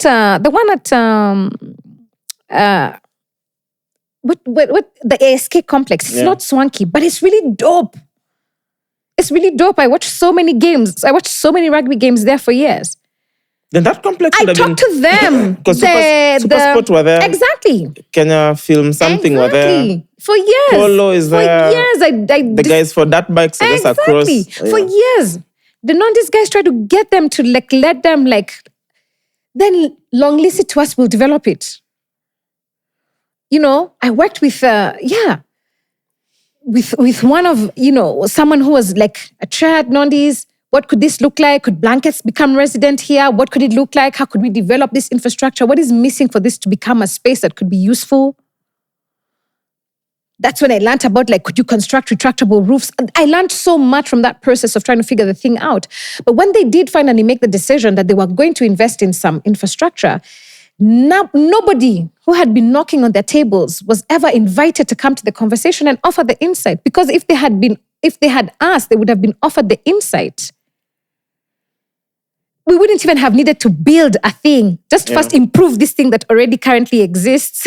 And then you can still use it in ASK show day, because that's where the president does, when the president goes to ASK, that's where he does his event. That's where those like paragliders come and do those stunts. It's a whole thing. So we would have just fixed that up first. But then if you're gonna build an indoor thing, so you have to get the architects who know exactly what you're building, and then you have to get the users of that thing and talk through it. So what I'm just trying to say is, as soon as a lot of us start thinking about indoors, capital follows demand. So my big campaign, and honestly, I'm so thankful. It's an accelerated moment. Of course, there was a little bit of anxiety, like, and then I'm like, when you're doing the right thing and you know you're doing the right thing, just do it. It's okay. Do it feeling scared. Just do it. I was scared when we were starting blankets. I didn't know what was going to happen. I've never stopped being scared. There's no gig I've ever been like, this one is just, we've knocked it out of the park. Never. There has never been such an edition, ever. In 17 years we've run, every edition is like starting at scratch. You're always building upon, you're always fixing something, you're always learning something. You're always like calibrating something. So this is just something else for us to calibrate. And then I have to remember, like, we did that work so long, so consistently, so diligently. It became the standard. So I have to remember that there's one day when it's just going to be the standard, that there's things that are inside, some things are inside, outside, some things are outside. It's just normal. There's somebody who's never come for blankets and this will be their first blankets. And this is going to be their normal. It's going to be indoors for them. It's going to, and it's just going to be their normal. It's quite interesting. It's quite interesting. And this is, we've just got to stay flexible. We've just got to stay flexible. Even if I there's no way to slice the cookie without just being like, we've just got to be flexible about this. Like, rain is not a good enough reason to stop our lives. Yeah. And we need to stop building like patchwork problems. Patching. We need to stop patching. Let's figure it out. My last thing I'll offer you is like, the models already exist. I've played at Montreux Jazz Festival in Switzerland. They basically use KACC. It's like KACC. Right? You know the way KCC has all those different rooms, Taifa halls, Savo ballroom. There's some other ones that are like concentric. I remember those things from choir fests. So you just take that and just run programming in multiple rooms. And then the parking lot, you just put vendors sitting and some programming. You just keep it moving. Then just keep it moving. Yeah. Because what you want is a good time. You want a good time for a long time. So as long as a producer can deliver you a good time for a long time, and in the best possible conditions. So sometimes the best conditions is outside. Sometimes the best conditions is a mix. Sometimes the best conditions is inside.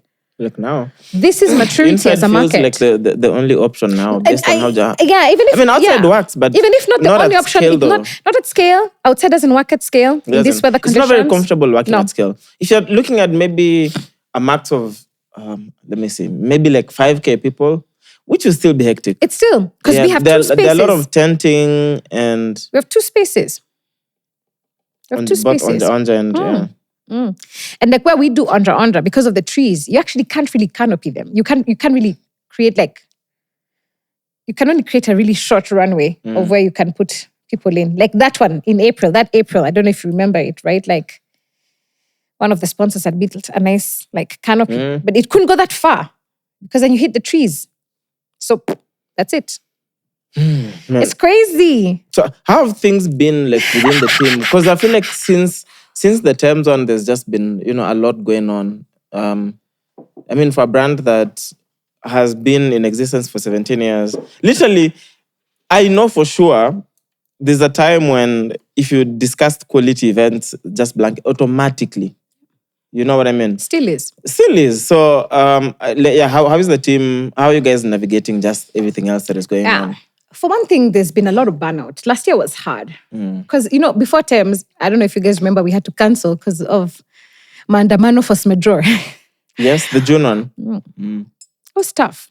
Because then you don't have things sitting in your P&L between January and September. Cancelling was the right decision though. Although it was. Came a bit late because we didn't know how far everything would have gone. Yeah. But the mood in the country was very different. Yeah. Asking guys just still come to Shere. Also, let me tell you, not only that, we've been here for 17 years. We've seen a lot of things, right? As we've seen at a gig that we've set up for the American Embassy, people gooning because they're gooning. It has nothing to do with you. And then they burnt and stole screens, keyboards, lighting desks. Are you kidding me? I don't know if I don't know what to tell you. I got a call at 2 a.m. They've broken in, university students, they've broken in. Where was this? At the Nairobi University. So the American embassy was the client, and they wanted to get first-time voters to register. It was voter registration. Civic, whatever. It was a part of a civic engagement. And, they were the client. We had told them where we think that the gig should be. And we'd been really clear about why we think so. But they really had their own reasons why they really, really, really, really needed it to be at the Nairobi University. And they had the cooperation of the Vice Chancellor. And we had Marines. So I'd bet. What are you going to do? Can't shoot the students. Also, I mean, the client, inikazi a client. Because that's what we do when we're off season. You produce for other people. Yeah. So we've set up everything, things for IBC. Kinawakto have come, they've done soundtrack. It was going to be so dope. It was going to be so dope in the field. When you're on Uhuru Highway, on University Way, that field, the field where they built the thing for the Pope. Yes. The little shrine mass thing. Yeah. Then we've gone home. Then you get a call at 2 a.m. And the university had just reopened. It had been closed because students had rioted. And then the chancellor had allowed the GSU to enter. And tricks had been beaten and it was not good in halls. So then uni was closed, then they came back. So now he couldn't allow for GSUs or cops to enter. Yeah. And Marines have limited jurisdiction. So they burnt tents, screens, sound desks. Ask guys of Gig Dynamics how many years it took for insurance to pay out. That thing almost finished that business. There is no world. Let me tell you, when you see blankets making decisions, there is nothing knee-jerk about the decisions we make. We've lived through those experiences. Yeah. So last year, when it was randomly, because that one was it was hey, suddenly, maandamano, randomly. We're bro, we're not doing that. We're not doing that. Guys are not going to lose their livelihoods. Things can burn. That's not going to happen. So that means that we had no gig. And the last gig was December. So you've not built any cash flows. You didn't do a gig in quarter one. You don't have a gig in quarter two. So just look at that P&L as a business, okay? And you want to do a gig in quarter three, and your gig in quarter three is the most expensive gig you've ever done in your life because you have this global superstar who's you guys are the ones who are going to produce this gig for us. And we're not compromising any of our standards. So you're also going to import gear. And actually, we own the sound. You imported gear for that? Yeah. From where? Dubai? No, from London. Some of the desks they needed came from London. Two desks came from London. Yeah. Because I know the Banner Boy guys had to get a desk from Dubai as well. Yeah. No, us we got desks from London. Massively, I mean, they knew because they tour with that company. So they came with them. And we were you come with everything. Us we're just going to pay customs. Come with everything. And they ran everything. They ran everything. They took over the sound. It was theirs. And it was in their contract. At any point, if they don't sign off on the sound. So how does sound check look like? Do you have a different desk a for whole day Kenyan lineup? Yeah. And then so you have a different desk two of everything. So we had two separate desks at FOH. Yeah. And then we have two backlines. There was two backlines on that stage. Yeah. That's why that stage was that huge. Because then you had to build stage with wings so that you can be able to roll on things. And then there's certain things that are just for Tems.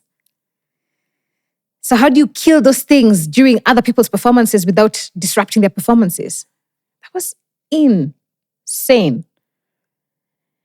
And let me tell you, stars, when did you the air out of the room. When did we start? When did you start doing sound checks? First, when did we start building? We built from... Monday? No. They did drop off on Friday. We started building on Saturday for the gig that's the following week. Oh, on Sunday. On Sunday. Normally you build from Monday? Yeah, normally we build from Monday. On Monday we drop and then you start build. Yeah. Monday, Tuesday, you start build. And then when do you then start sound check. doing So you do sound check. So we did Kenyan artist sound checks on Friday so that everybody has their sound check fully. It's locked. Yeah. And then Tems had the whole of Saturday. The whole day. The whole day. What are they? What we were they were checking? on site from 8 a.m. Line by line, speaker box by speaker box. That was crazy. That was also when I was like, so that's what a technical manager does. Interesting. To the detail, to like the size of the cable, to a fan, to the detail. Did it sound any different after all that? Just curious. But like also the Kenyan sound engineer is phenomenal. Of course. Yeah. And there was several. But there was an artist sound that was terrible. And that's a really good, really, really, really good sound engineer who was on his desk. And his set sounded terrible. I remember that. Things just happen. Gigs are just from gigs. the audience side, it's so. Sometimes you just hear what you're hearing, and you're like, oh, you can tell there's a problem. Yeah. What was the mix-up when Joshua had to switch slots with Tems? Time. Contractually. So Tems had to get on at a specific time, and then you guys are behind schedule. So then Joshua couldn't get on. Not Joshua couldn't get on. I begged. We just have a really good relationship with Joshua. We've played with Joshua in Kampala before. Joshua's a person. He knows us. So I just begged. Literally, that was a miracle moment. That was an actual miracle. That was an actual miracle. That was one moment in that gig when I cried. I'd been problem solving the whole day. That was one moment when I cried. Because I was like, this one only God can navigate it for me. Yeah. Because even Joshua has a contract. His contract has performance time. So if he had said no, I started to think.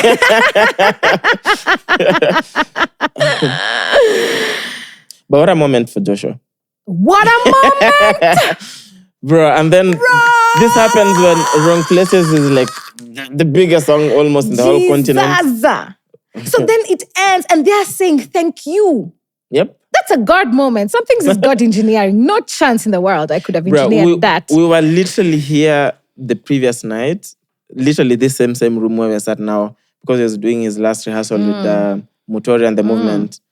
And I remember when we arrived and then saw everyone else was here, the surprise act from Kenya, Maya, I was like, oh my goodness. This is going to be such a They are not ready. At all, we were not. Oh my God, they danced on that stage. Yeah, you were saying what were we doing the whole day? In addition to that, we also had to practice that thing. Which thing? The festival had never done that, where you have to roll in gear and roll out gear. So you have to switch from the artist before, from Toxic into Tems. I think it was Toxic into Tems. I think so. It was meant to be Toxic into Joshua into then Tems, but now Tems. It was Toxic, Tems, then Joshua. Yeah. But I'm trying to remember. Just why did we? I can't remember, but we had to practice that transition.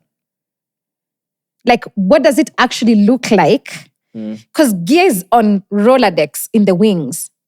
So what does it look like to be able to move these things off, roll these things in, then run line checks, and that changeover needed to be 30 minutes and less. It took longer though. So contractually, they had 45 minutes. But in agreement, we had said 30 minutes. Right? But we actually did the changeover in 25 minutes. It felt longer. No. From the audience. It was 100% longer. We were ready. I was just there at the FOH being like, why aren't they getting on? Why aren't they getting on? What could be going on? Why aren't they getting on? Why weren't they getting on? Because people were standing in the line. It's so awkward when nothing is happening on stage and then we don't have any communication at the audience. So we're all just waiting. Yeah, but even us, we don't have any communication at the festival. So all of us are just there waiting even and us, wondering. we don't know. Because ask us, so I'm at the desk with her people. And I'm like, are you okay? Are you okay? Are you okay? I'm radioing the FOH. I mean the... Front row house. Stage manager. Are you okay? We're okay. We just don't know why the artist is not getting on stage. And she's not going to get on stage until her technical manager, Charlie, says, get on stage. And I don't know why. Why aren't you getting on stage? Later, it is her management who told me, she wasn't getting on stage. Because, we had to put this... barricade for the cables? No, the barricade for the cables, right? But people jumped into that. How big was it? I'd assume it would be like a small No. thing, It's several meters. It was very specific, the size that it needed to be between this side and this side. Which we had always wanted to do that at the festival, but we always felt a little bit like, kama ubaguzi. Yeah. But it makes so much sense for FOH, for technicians to be able to physically walk through. To physically walk through, but also to be able to isolate problems. So do you remember now that blankets when Chris Kaiga was on stage and then there were some water things that happened with the cables? Part of that was because people just stomped on the cable that runs from the stage to the FOH. So things got loose, water entered. So in reality, we should have always had that barricade in the middle. But then basically what it does is it splits the field into this side and this side. Yeah. And we were always a little... Because you want everyone, especially you want the front. Kumbaya. And that gig's like, kumbaya ni wewe. We need technical competence. But people jumped in there. So she didn't feel safe because she had a part of the act where she had to come down the stairs and come and sing. And the audience, and they've had some experiences that have been unpleasant. So they weren't going to do that. But I don't know why they didn't communicate that. It was that and there was some bugs. Security would have moved guys quickly. I remember kind of like being, so when we finally found out what's happening and then it got solved. And then she got on. That's why it took that long. Bro. That's why. Even us were like, "What's happening? Why is this guy still playing tunes?" And also the fact that they were not communicating. Really, that one was so weird. I found out later from the manager when I was like, "What happened? We changed over in 25 minutes. What happened?" So I thought maybe the artist wasn't ready, or I don't know. Whatever. I don't know. I don't know what. I really could understand what had happened. And everything is happening in real time. And everything is happening in real time. So her people are like, us, we're good to go. We also don't know why she's not coming on stage. And they're not getting any information. I mean, I could hear them on their walkie-talkies. They were not getting information. That was such a crazy... So that's a thing. Like, I'm like, oh, okay. That's a thing. So when we did find out what was happening, and then we got some people, we moved now, like, another security team from another thing, and we're like, come, help us clear this thing. And then that's when they came on. What a night. What a day and what a night. I remember just being like, oh my goodness. Because another thing which, and this is not like, anyway, this is the last thing I'll say about that show. But one of the hardest things about when you're having a problem is before the problem is a problem for the consumer, it's been a problem for you. So before the consumer is eating shit, you've been eating shit for how many hours? Yeah, because even the bar, how long it took us to get drinks? How many hours did they try to fix the problem? So it's only when you're in postmortem, when you're like, walk me through it again. You're using the float map. Walk me through it again. Oh, this problem began on Tuesday. When you put this thing that was meant to provide the network for the bars, you put it at this place, you put it on this thing, but it was having interference of signal. So when you tested the bars, when you tested those bars, the thing wasn't reading.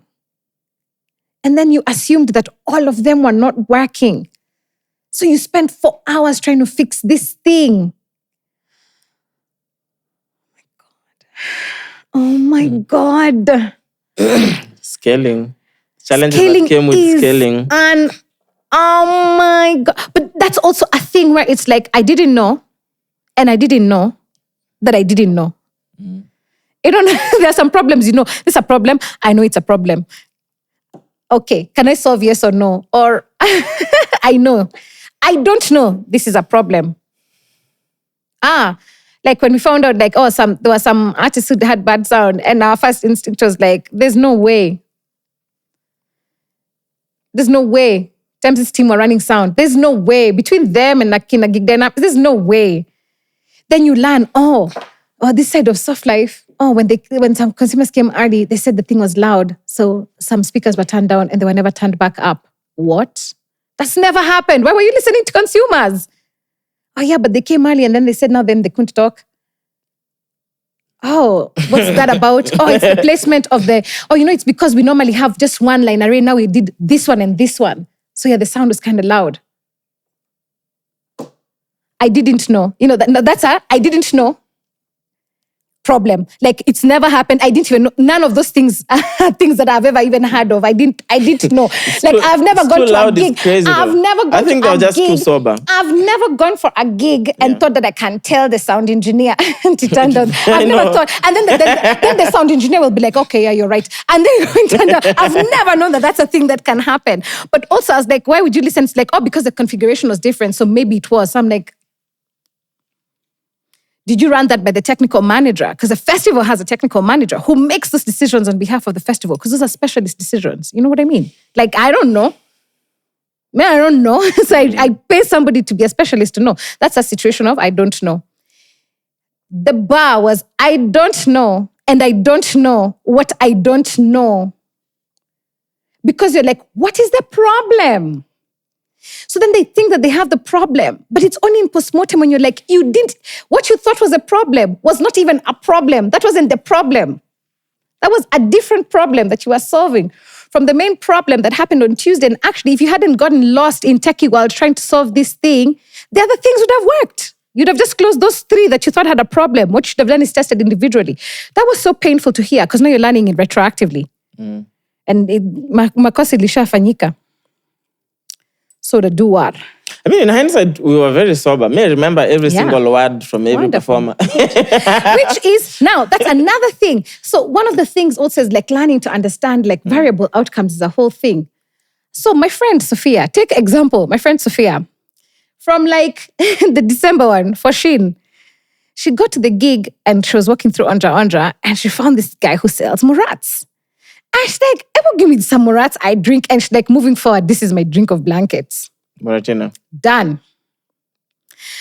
So when she came for September edition, she just drank Murats as per usual. So that chick was lit and happy. So even now she was hearing guys are having problems. She's like, where were you guys having problems? Okay, she got Muratina from Onja. She walked in with her booze already. And the whole day she had endless supply.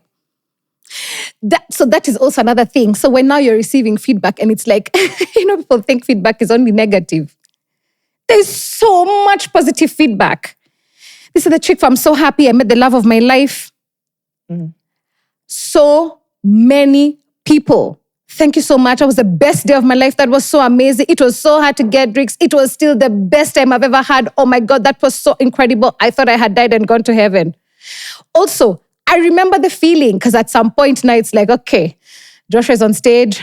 Okay, it seems that we have survived this day. On stage I'm killing it. Okay. So I tell my colleagues, let's go and see what's happening at Ondra. Bro. So usually I do that. Usually I'll just go with my security guys and I'll just walk around just to feel what it feels like. It felt like the most beautiful, amazing thing. The uns was unsing. So many people just kept hugging me.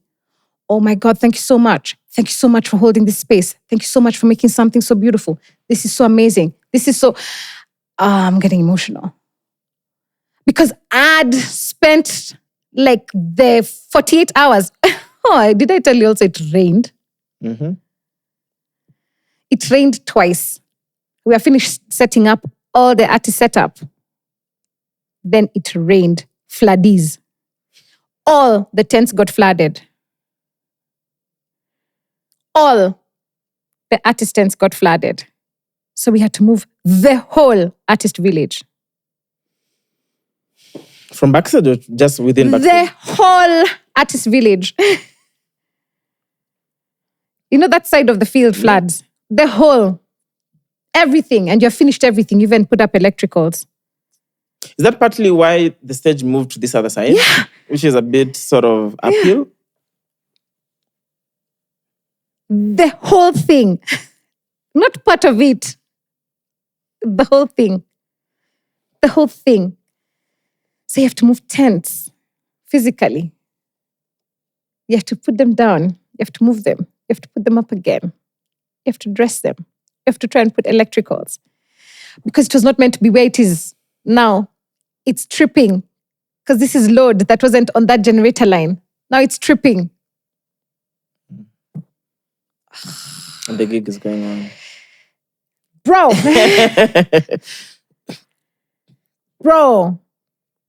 Bro. That was one of the hardest. I've never had. Like, I don't know what to say.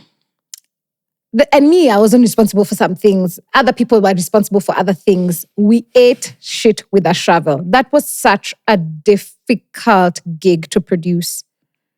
And just kind of being like, what?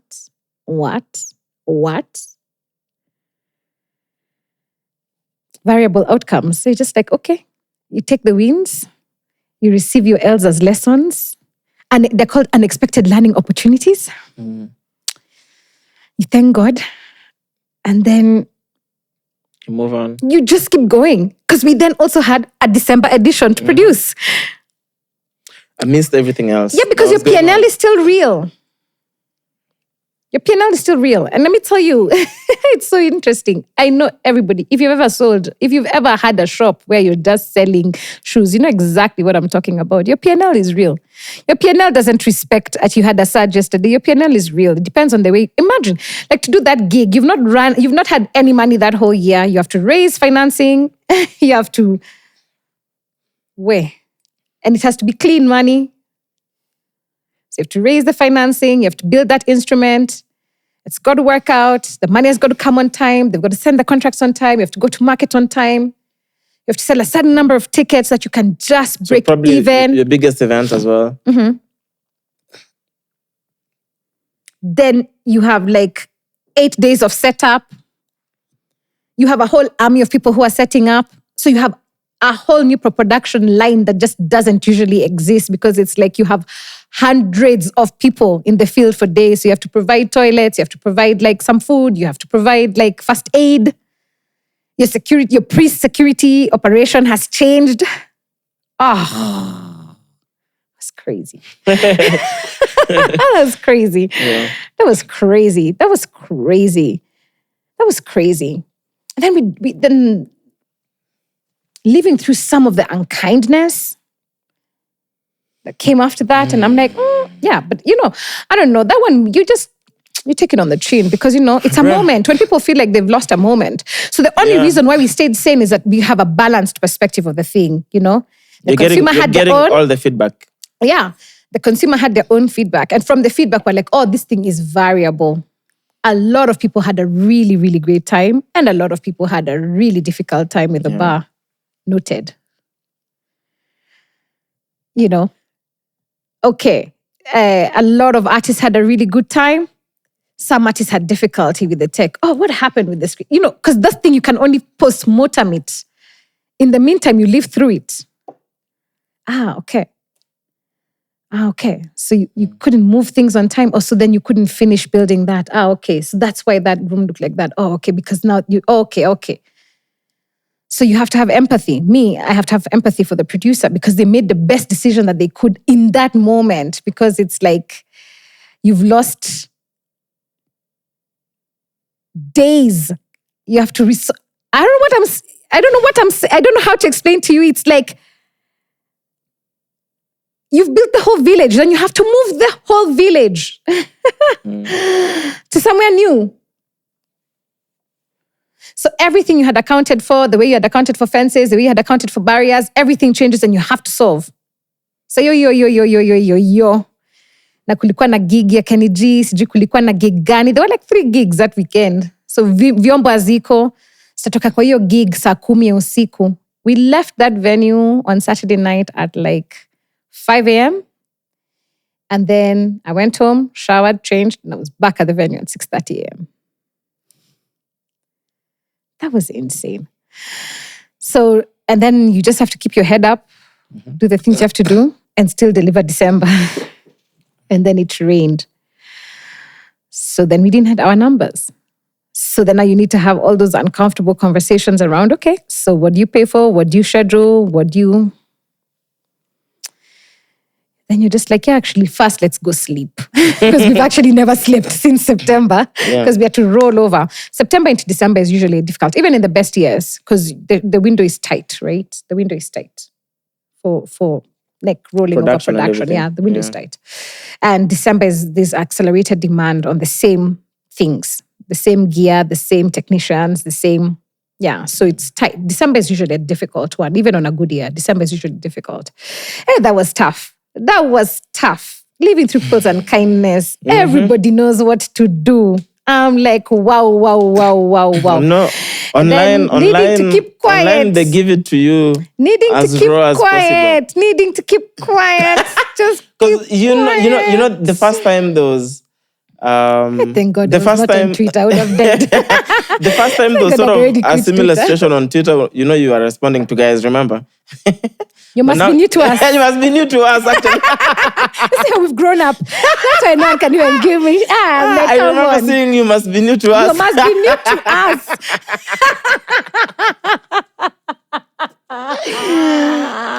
Bro.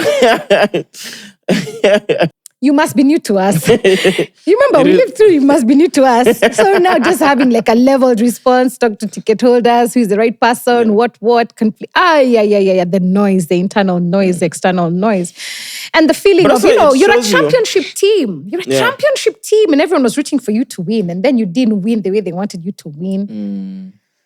I think so they're disappointed and they're the disappointed. Expectation they had, but also it shows you the standard that they expect. Yeah, not they expect that they're used to, because normally they come. Yeah, and this is the first time they're complaining, especially that scale. So it just shows you. You've been doing. That's what I'm saying. So part of that perspective, part of that, like kind of sitting still and finding the perspective in those moments, because it's also like, you're the championship team. Like, have you watched the Beckham documentary? Not yet. I strongly recommend. What a great documentary. After everything David Beckham had done and given for his team and for his country, and then he misses the penalty at the World Cup. So England loses. And Beckham would be walking down the streets and people would literally spit on him. Oof, after everything he'd done for the country.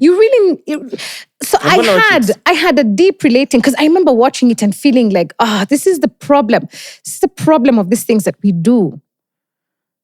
This is the problem of these things that we do. When you achieve a certain levity, that expectation that people project onto you, and the unkindness that comes when people's expectations that you are meant to fulfill didn't fulfill. I was like, as in, British people are barbarians. You spit on a person because he didn't score. Not because he like roughed you up or like insulted you. Like, he's a person. He's a human. He can't make an error. In fact, first and foremost, it's not even an error. Like, it's scoring. It's always fate. You're not going to score 100% of the That's my point. Yeah. At any given time, all your training, everything, and then there's a 50% chance that something may go in one way or another. Same for us. 17 years of producing. Then you have one that has variable outcomes. And then it's like, you ain't shit. Ain't shit. I'm like, oh my God. Also, sorry, I just thought like 2 years ago you were telling me how I need to be president. It was on Twitter, I need to be the president, I need to run culture in Kenya. I remember when... And now ain't shit. I remember when a certain alcohol company got into doing those big events, and then they had such a bad experience. And I remember everyone saying, guys, you should have just partnered with Blankets, because this is what they do. You focus on selling your alcohol. When it comes to concerts, give it to Blankets. And that was literally the year before. Before this all madness. Now you can imagine being in a meeting with some of those corporates after war. Hey, there's nothing I haven't had between September and January this year. There's nothing I haven't had. Yeah. Every version of everything. Thank God. My advisory board kept me sane. My partner kept me sane. And my true friends. My true friends just enveloped me in love and care and encouragement. They're like, but we know you. We know your things. We know you guys. I didn't know it was that bad. I think it really was. It was bad for the mental health. It's hard because also I tried reaching out to you and then you called me back like 2 weeks later. You're like, listen, I was because I'm a chump. I know what to tell you. I got too many receipts. I was actually reaching out to just laugh with you. I couldn't. There was not. We hadn't reached the part. Now we are laughing. That's what I'm saying. Until we spoke, I didn't realize just how it was how devastating. big the whole thing was. Yeah, it was devastating. It was devastating. It was devastating because it's also months and months and months and months and months and months of work.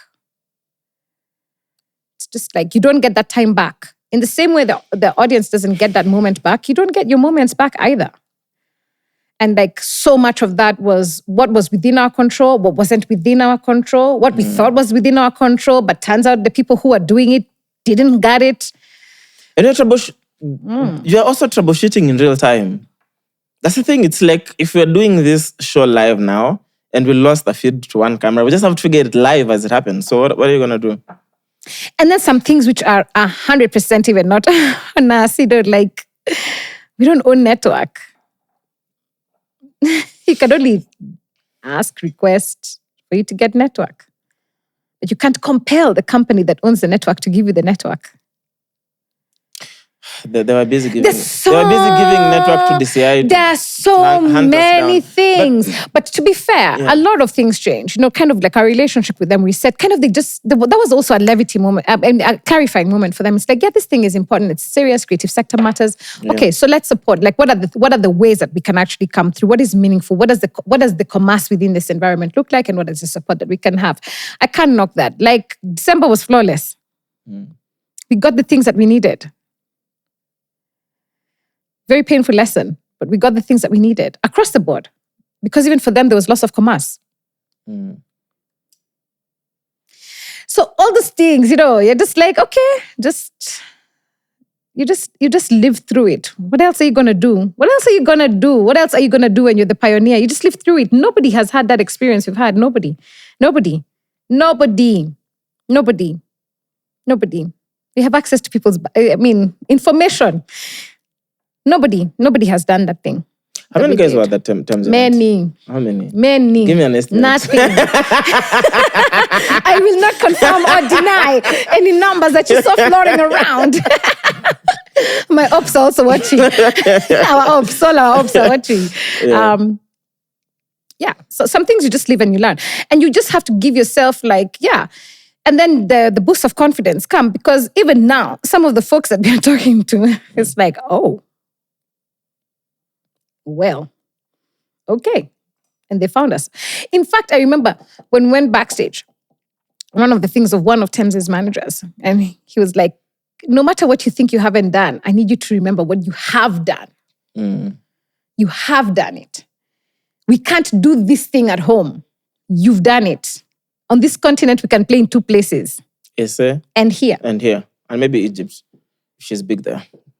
They do put up some really big events. Yeah, Tunisia, Morocco. But, I don't know. I don't ever think of those days. They have a lot of infrastructure up there. I'd love them to be Africa, but then they're like, They just look at we're Africa adjacent.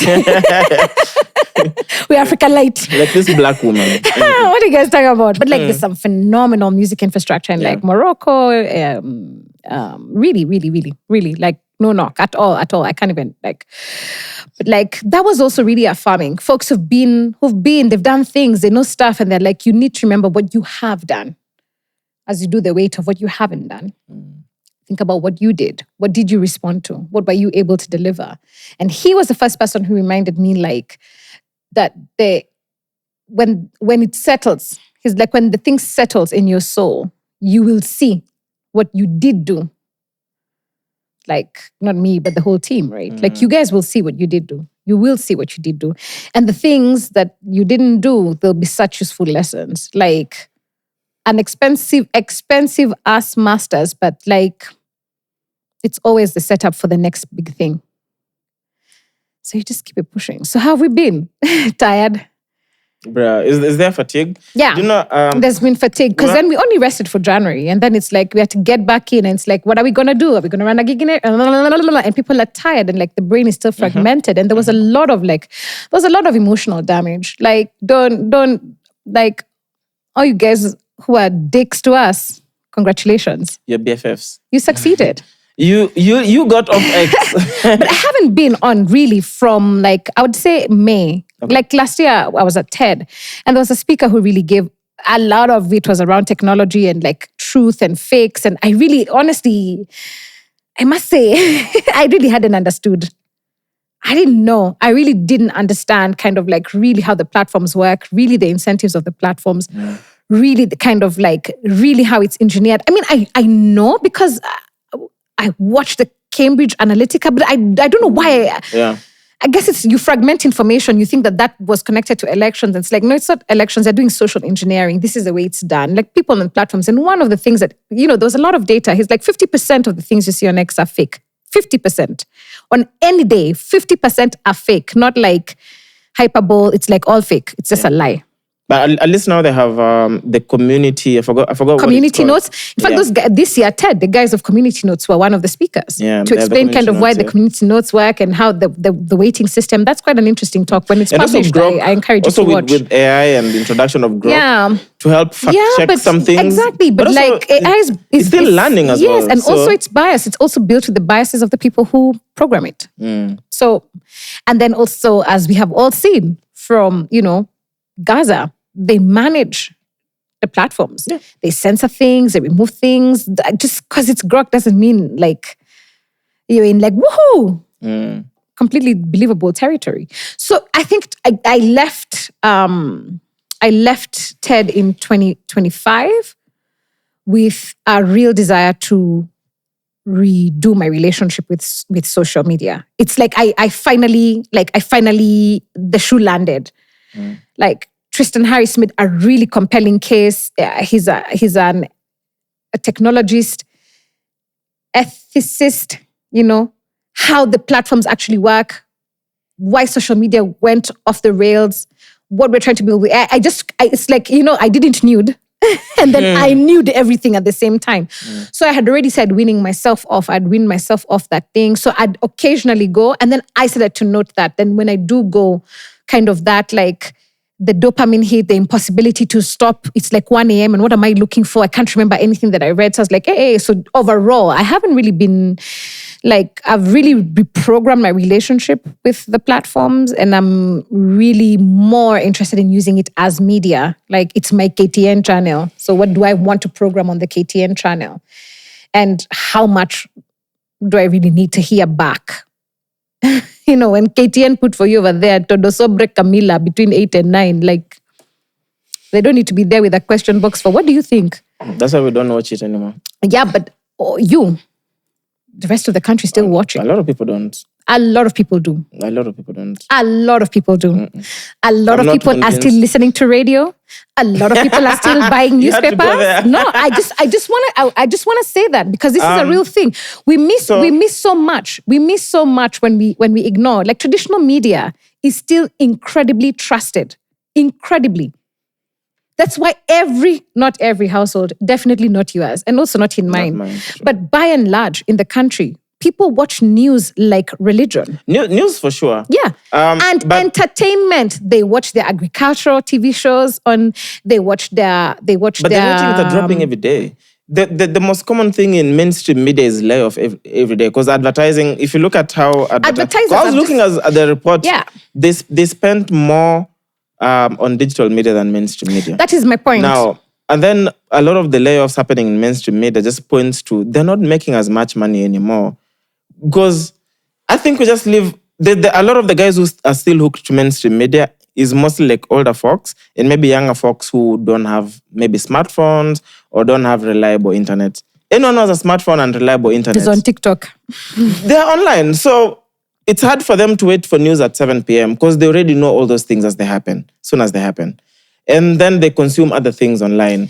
So they're not people who you'll ask that you have to wait for a show at 8 p.m. They're like, at 8 p.m, Mimi, I want to go out with my friends. I want to watch my show on Netflix. I don't know. I feel like the model is changed. Yeah, so I want to just double click on a piece of something that you've said, that advertisers are spending more on digital. It's not because there's less eyeballs on TV.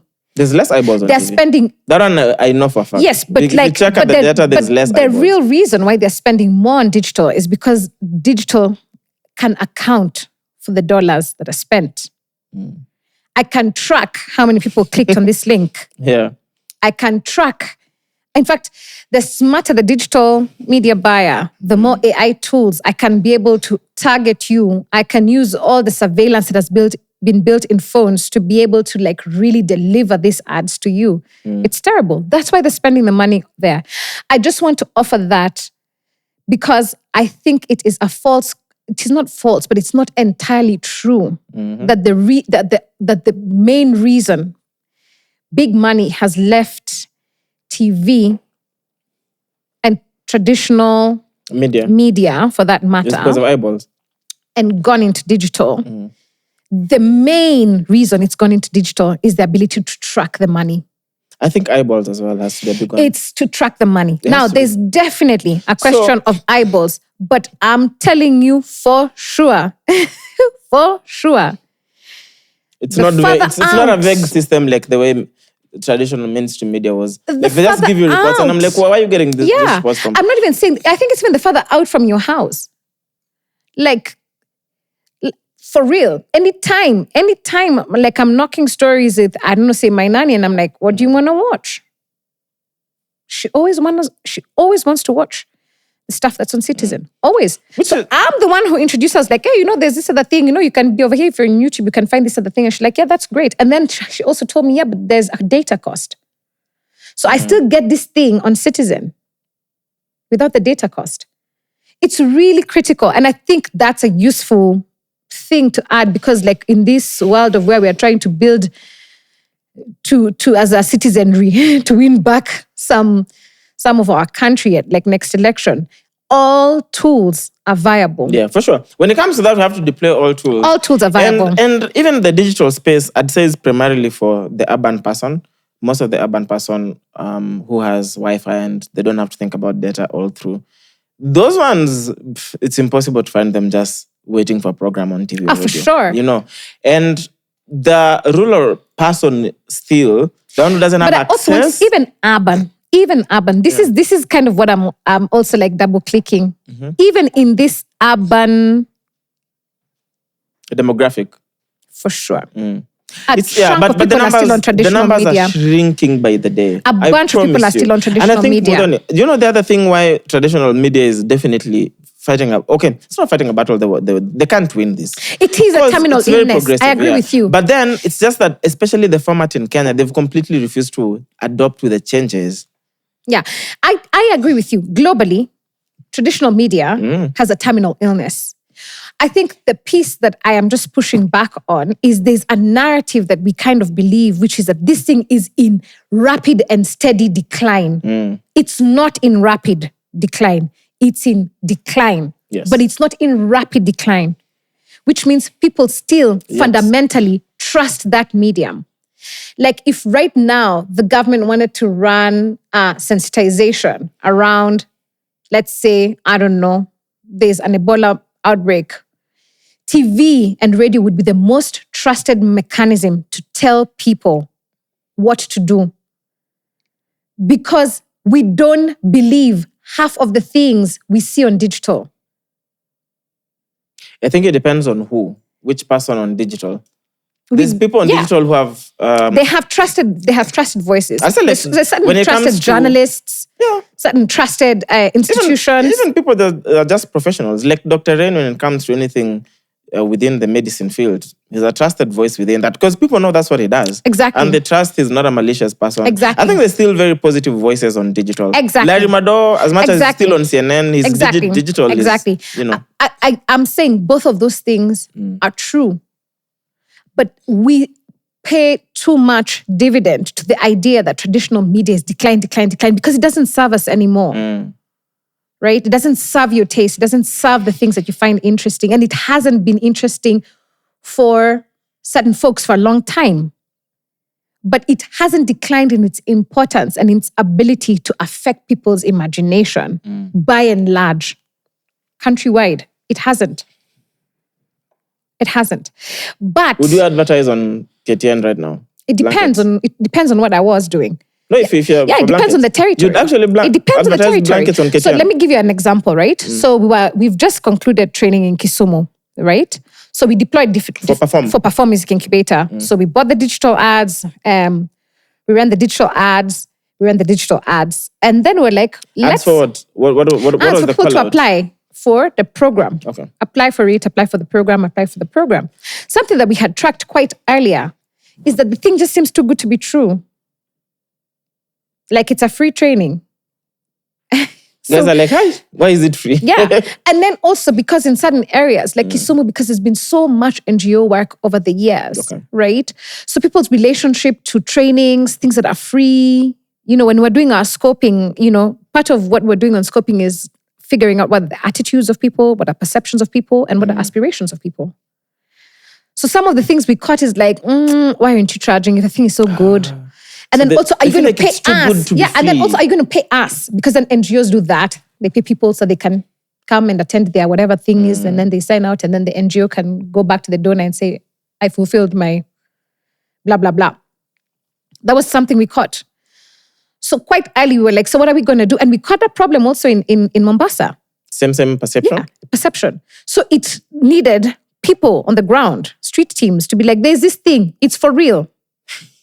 So guys think it's a scam because it's free. So we also had to spend... What do you mean you're training me all these things for free? So much time and energy building the Perform pages, proof, credibility. So that when someone they go on the Instagram, online, they're like, okay, these things looks okay. Looks credible. All right, look at these trainers. Okay, these trainers seem credible. Okay. And these trainers are validating this thing. Okay, their website looks okay. All right. So then we're like, okay, what does it look like? So for sure, because I got the report like just this week, we paid to be on Ramogi FM to run Ramogi ads. works. Vernacular stations work. Bro, it's crazy. Vernacular stations work. We had 750 walk-ins for a training that can only do 200. We were oversubscribed on the applicants by like 5 SOC. Then another 750. Yeah, we had the ad on Ramogi. This is what I'm saying to you. Traditional media is still very true and real for people. If you put that ad like on Hot 96, you'd have found 2 people there. Yeah, but we don't... This is why I'm answering your question about would we run an ad on KTN? And my answer is it depends on where we're trying to do that blankets and wine. If I'm trying to do blankets and wine in Kisumu, 100% I'm advertising on Ramogi. We actually did a comparative of we advertise on Ramogi and we advertise on Citizen. So we can know, like, because Citizen is in Kiswahili and it's countrywide. And then Ramogi is in Kisumu and like... That's the biggest station in the country. Ramogi is still owned by anyway. Yes. Still the same guys. My point is like, this one is niche, right? It's built, you're already locked out by the language, right? And this other one is countrywide. So then we run the data sets because when you're making like future decisions, on which data are you building your future decisions? So to your point, if I was running Blanks in Wine in Kisumu, 100% I'm buying ads on Ramogi. 100% I'm buying ads on Citizen TV. And Mutu Necessary, you know that guy? Yeah. And I'm going on Bachi's balcony. Yeah. Right? It would be a multi-pronged approach, right? That's the best approach. We're running June 7th, Kasarani Indo and Annex, you just run it on socials. Because it's the main target is the urban person. Yeah. It's easier and quicker to reach on their phone. Yeah, they're quicker we find them where they are on their phones, and even where we run like on ground activations, we find them where they are. And for those people, they know somebody who's ever gone. So there's somebody who can corroborate what we are saying. They've seen your pictures, they've seen your videos, and they know somebody who's ever gone. They've seen their influencer talking about it. They've seen their artist perform at the thing. So you already have proof. You're real. I can come. This thing is going to be real. It's very interesting. What an interesting conversation. I didn't know what we're going to talk about. I don't know. It is what it is, man. refused to do prep. You guys, Chaxy refused to do prep. I said, Chaxy, can we prep? Can we talk about it? He's like, nah, we're just going to knock vibes. I was like, oh my God. I think that's the best way. Because I don't know. I think when it's on a very specific, maybe technical subject, it makes sense to maybe do a bit of prep. Yeah. Otherwise, I don't want you to feel like scripted and, I don't want you to come here with talking points, 10-point agenda. And then now you're keeping track of what you've said. Yeah. Let where the universe goes, man. So to answer your very, very earlier question, I think we're in a better place. And I think also finding this problem and solving it for rain, mud, wetness, indoor. Yeah. There's I don't know how to explain it, but there's been a really collective sigh of relief across the team. Okay. Yeah. When You you guys talk to are like our recharged sponsors. now? Yeah, it's like the thing has refueled. It's like everyone did a and then it's exciting. You know, we did after the Tems one. I don't want to call it like a focus group, but it was just a few friends. I'd say people who we were lovers of blankets. You know, for the longest time. Wow. No, I'm saying at the time. You know, for the longest time, we used to record like mic check on Sundays. And our routine for Sundays would be, because our shoot days are normally a full day shoot because we record a bunch of things. So on Blanket Sundays, we'd always do everything within the first half of the day so that we come have lunch at Onja Onja and then we begin the event. That used to be how we used to do Blankets. I love it. So then we moved from Sundays to Tuesdays. Nowadays we record on Tuesdays. So all the blankets like for last year. Blankets, thanks you.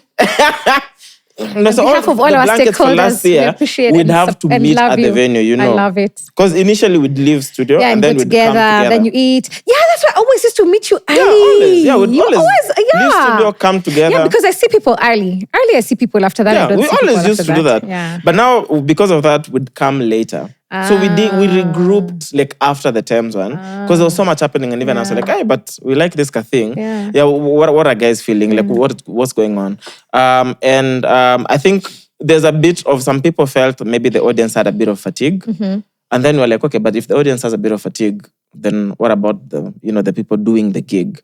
Are they then experiencing the same thing? Oh my God, yeah. Because then it was just back to back, and then you guys are still. Yeah. Prior to that, you're also doing Uganda. I think you tried Rwanda at some point. Actually, that's So September. and fatigue is a thing, man. Yeah. That September, we'd also done Bradford.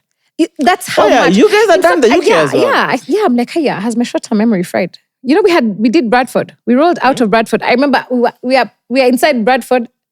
Talk about In Nairobi. Yeah. So and you're producing in England and solving Nairobi's problems. That was hard. So we were really very, very, very, very tired. Very tired. Even when we came back to work, like at the top of February, we kept crashing. Our bodies kept crashing. It's part of the reason why we're like, we don't have the heart for April. We were just too physically tired and like we just had nothing. You know, when the tank is empty and it's just like, And then now June, we're like, bro, 2 years in a row, we undermine in June. So now what's going to happen? So that was a whole other thing we had to discuss. That's why we are doing it first weekend of June.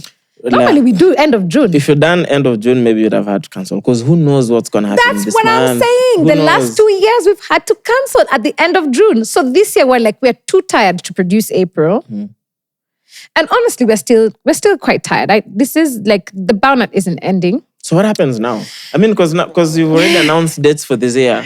Yeah. There's some team members that we've expanded. There's some invigoration that's happening there. So guys get breaks in between. Yeah. And there's other models that we're also exploring, you know. So we'll see. We're really relying on guidance. You know what I mean? Yeah. But even just producing it indoors, I've just seen a little bit of sparkle come back into people's eyes. And you want that. Yeah, because it's an opportunity to refresh the producer's experience. Well. Which means it can refresh the user's experience, which means it can refresh the artist's experience. And sometimes you just need a refresher. The monotony can definitely, It can kick in. It can kick in. You just need a refresh. Everybody needs a refresh. And don't be afraid to take a refresh. Of course, you can feel afraid, but do it anyway. Do it afraid. Do it afraid. Do it afraid because the refresh is necessary. And it's kind of like the difference between like your teacher who's enthusiastic and loves the subject matter and wants you to understand versus a teacher who comes to work to finish the day and go home. Tick some KPIs. Right? Yeah. So it's nice watching people thinking about things and how could this be and could this be and da. Even some of the sponsors, like on Thursday, I know there's like a side meeting and they're like, we want to come tomorrow. Are my guys still working with you guys? Am my previous employer? Yes, yeah, they are. And they're like, we want to come. We had been pitched. We were thinking about, and so that kind of like space And anyway, always, my belief is this thing is a coalition of the willing. Ultimately, this thing is a coalition of the willing. And I think also it's okay for if there's a section of people who feel like they've outgrown the gig, I think that's fine. Yeah. Because there's also a lot of new people who are beginning to gig. Yeah. There's a kid who just joined uni and they have freedom for the first time and they're looking to go for their first concert. And that's fine. Yeah. And I'm sure over the 17 years, you've constantly seen new faces. There's a time I didn't know what blankets was. You guys were already rocking. Yeah. And then I was like, oh shit. Yeah. I'm in Nairobi. I'm like, okay, there's this cafe. Yeah. That's perspective. And thank you for saying that, because that's true. Something even with us, with content, I'm like, there's people I don't see in the comments anymore. And that's fine. Yeah. We probably outgrew them. Now they're doing other things. It's so interesting. And there's new people who... There's guys I see every day who are like, oh shit, now you guys have 300 and how many episodes? Now I have to catch up with all this. Yeah. How didn't I know about you guys? Exactly. Every day. Someone DM'd me like, oh shit, someone is traveling from Nairobi for their first hangout. They're like, we're coming to LD. This is going to be... I just started listening to you guys towards end of last year. And I'm like, shit, I'm traveling to Eldoret with some of my friends. and I just want to come experience the thing live as well. That's so wonderful. I'm like, oh shit, I'm so... I remember how that feels. That's exactly like when we're doing Blank's first time in Diani, and it's like, okay, we're just going to move with our homies from Nairobi to Diani. It's always the Nairobi guys who want to that's always like, Nairobi. Tukabanju. You know? And then now there's people who are on that, where we were literally on buses, you know, going to Diani. And now those people are like, bro, I'm too old out to be outside. Which is fine. Then when I told them, okay, but this time we're not outside, we're inside, they're like, so you're saying there are chairs? I said, yes. Millennials and their weak knees. Very many chairs. They're like, So you see, it's so different. Because we guys would walk in and we're not even thinking about chairs. Because us, we're like, us, we want to dance. You want to dance? But you'd always see guys with their camping chairs. These guys want to sit. Yeah. They made it work somehow. It's for everybody. You do your style. Yeah. So I guess my point is that you do the best with what you have. And you keep your intention pure. More than anything else, I really, really, really thank everything that is good and pure and true, that none of this work has left me bitter or jaded or like hateful of human beings. Oof. Though high key for a while there last year, I was like, I'm really thankful for that. So because of that, the work still matters. The thing itself still matters. Like, tunajituma because it matters. Like, if nobody showed up, we showed up. And I feel like the purity of intention and the clarity of intention and years of experience of doing our best, it compounds, it rewards. So many times we should have died. Technically on the PNL, we were dead. And then like... You still figured how to the universe provides the way. And I think if it was easy, a lot of people would be doing it at that scale for that long. That's it. A friend of mine and I were talking about that. Like, doing hard things is hard. So doing hard things is hard. And very few people are open to doing hard things consistently. That's why there's one LeBron.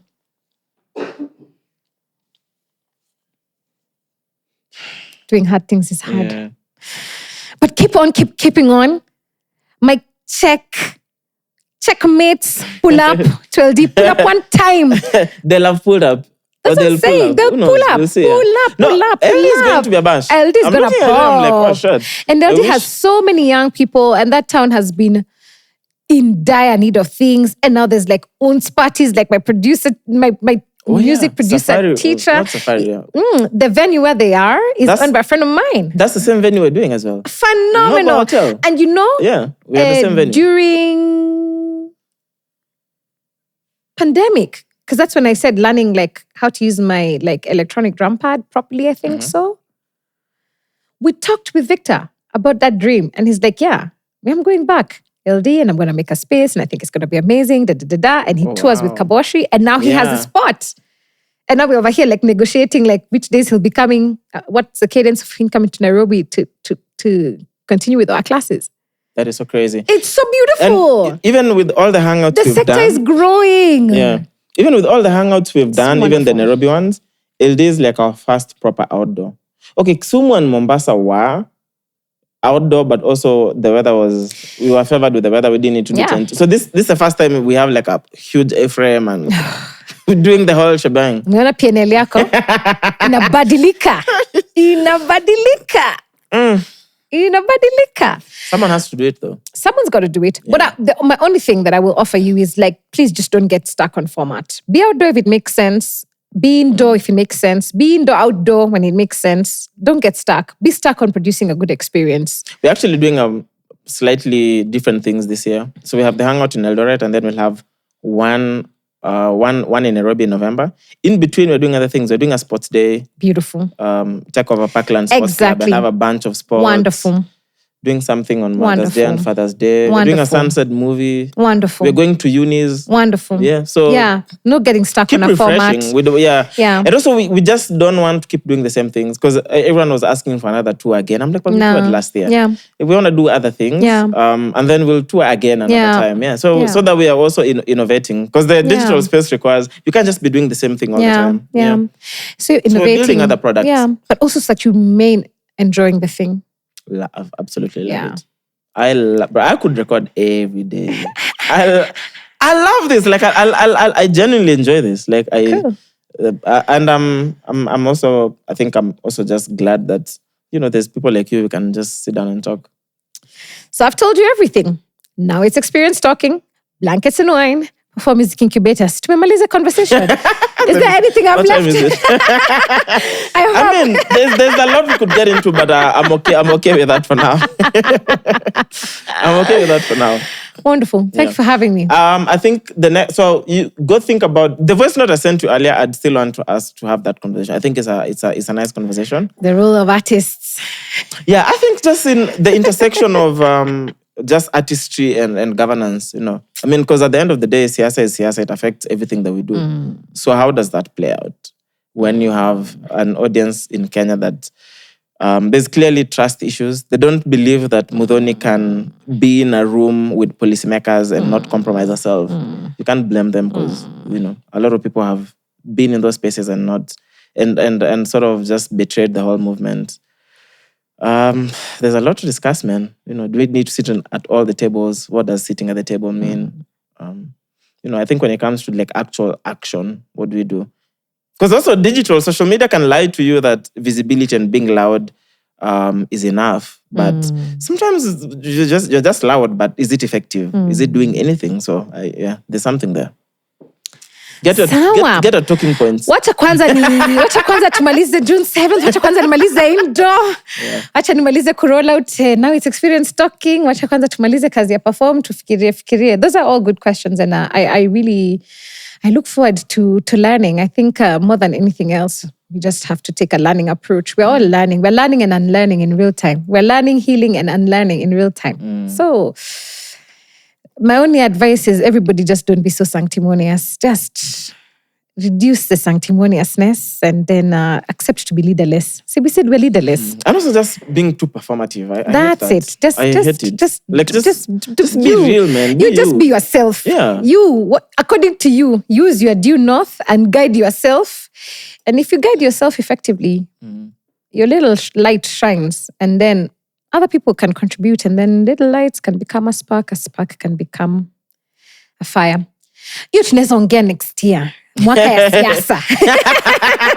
Or even later this year. Who knows? We'll see. Kwa sasa hii kwanza acha tufanye creative entrepreneurship na usanii kwa njia zote. But thank you for having me on the pod, and anytime, congratulations man, on the Thank growth and like more power. Thank you, man. Yeah.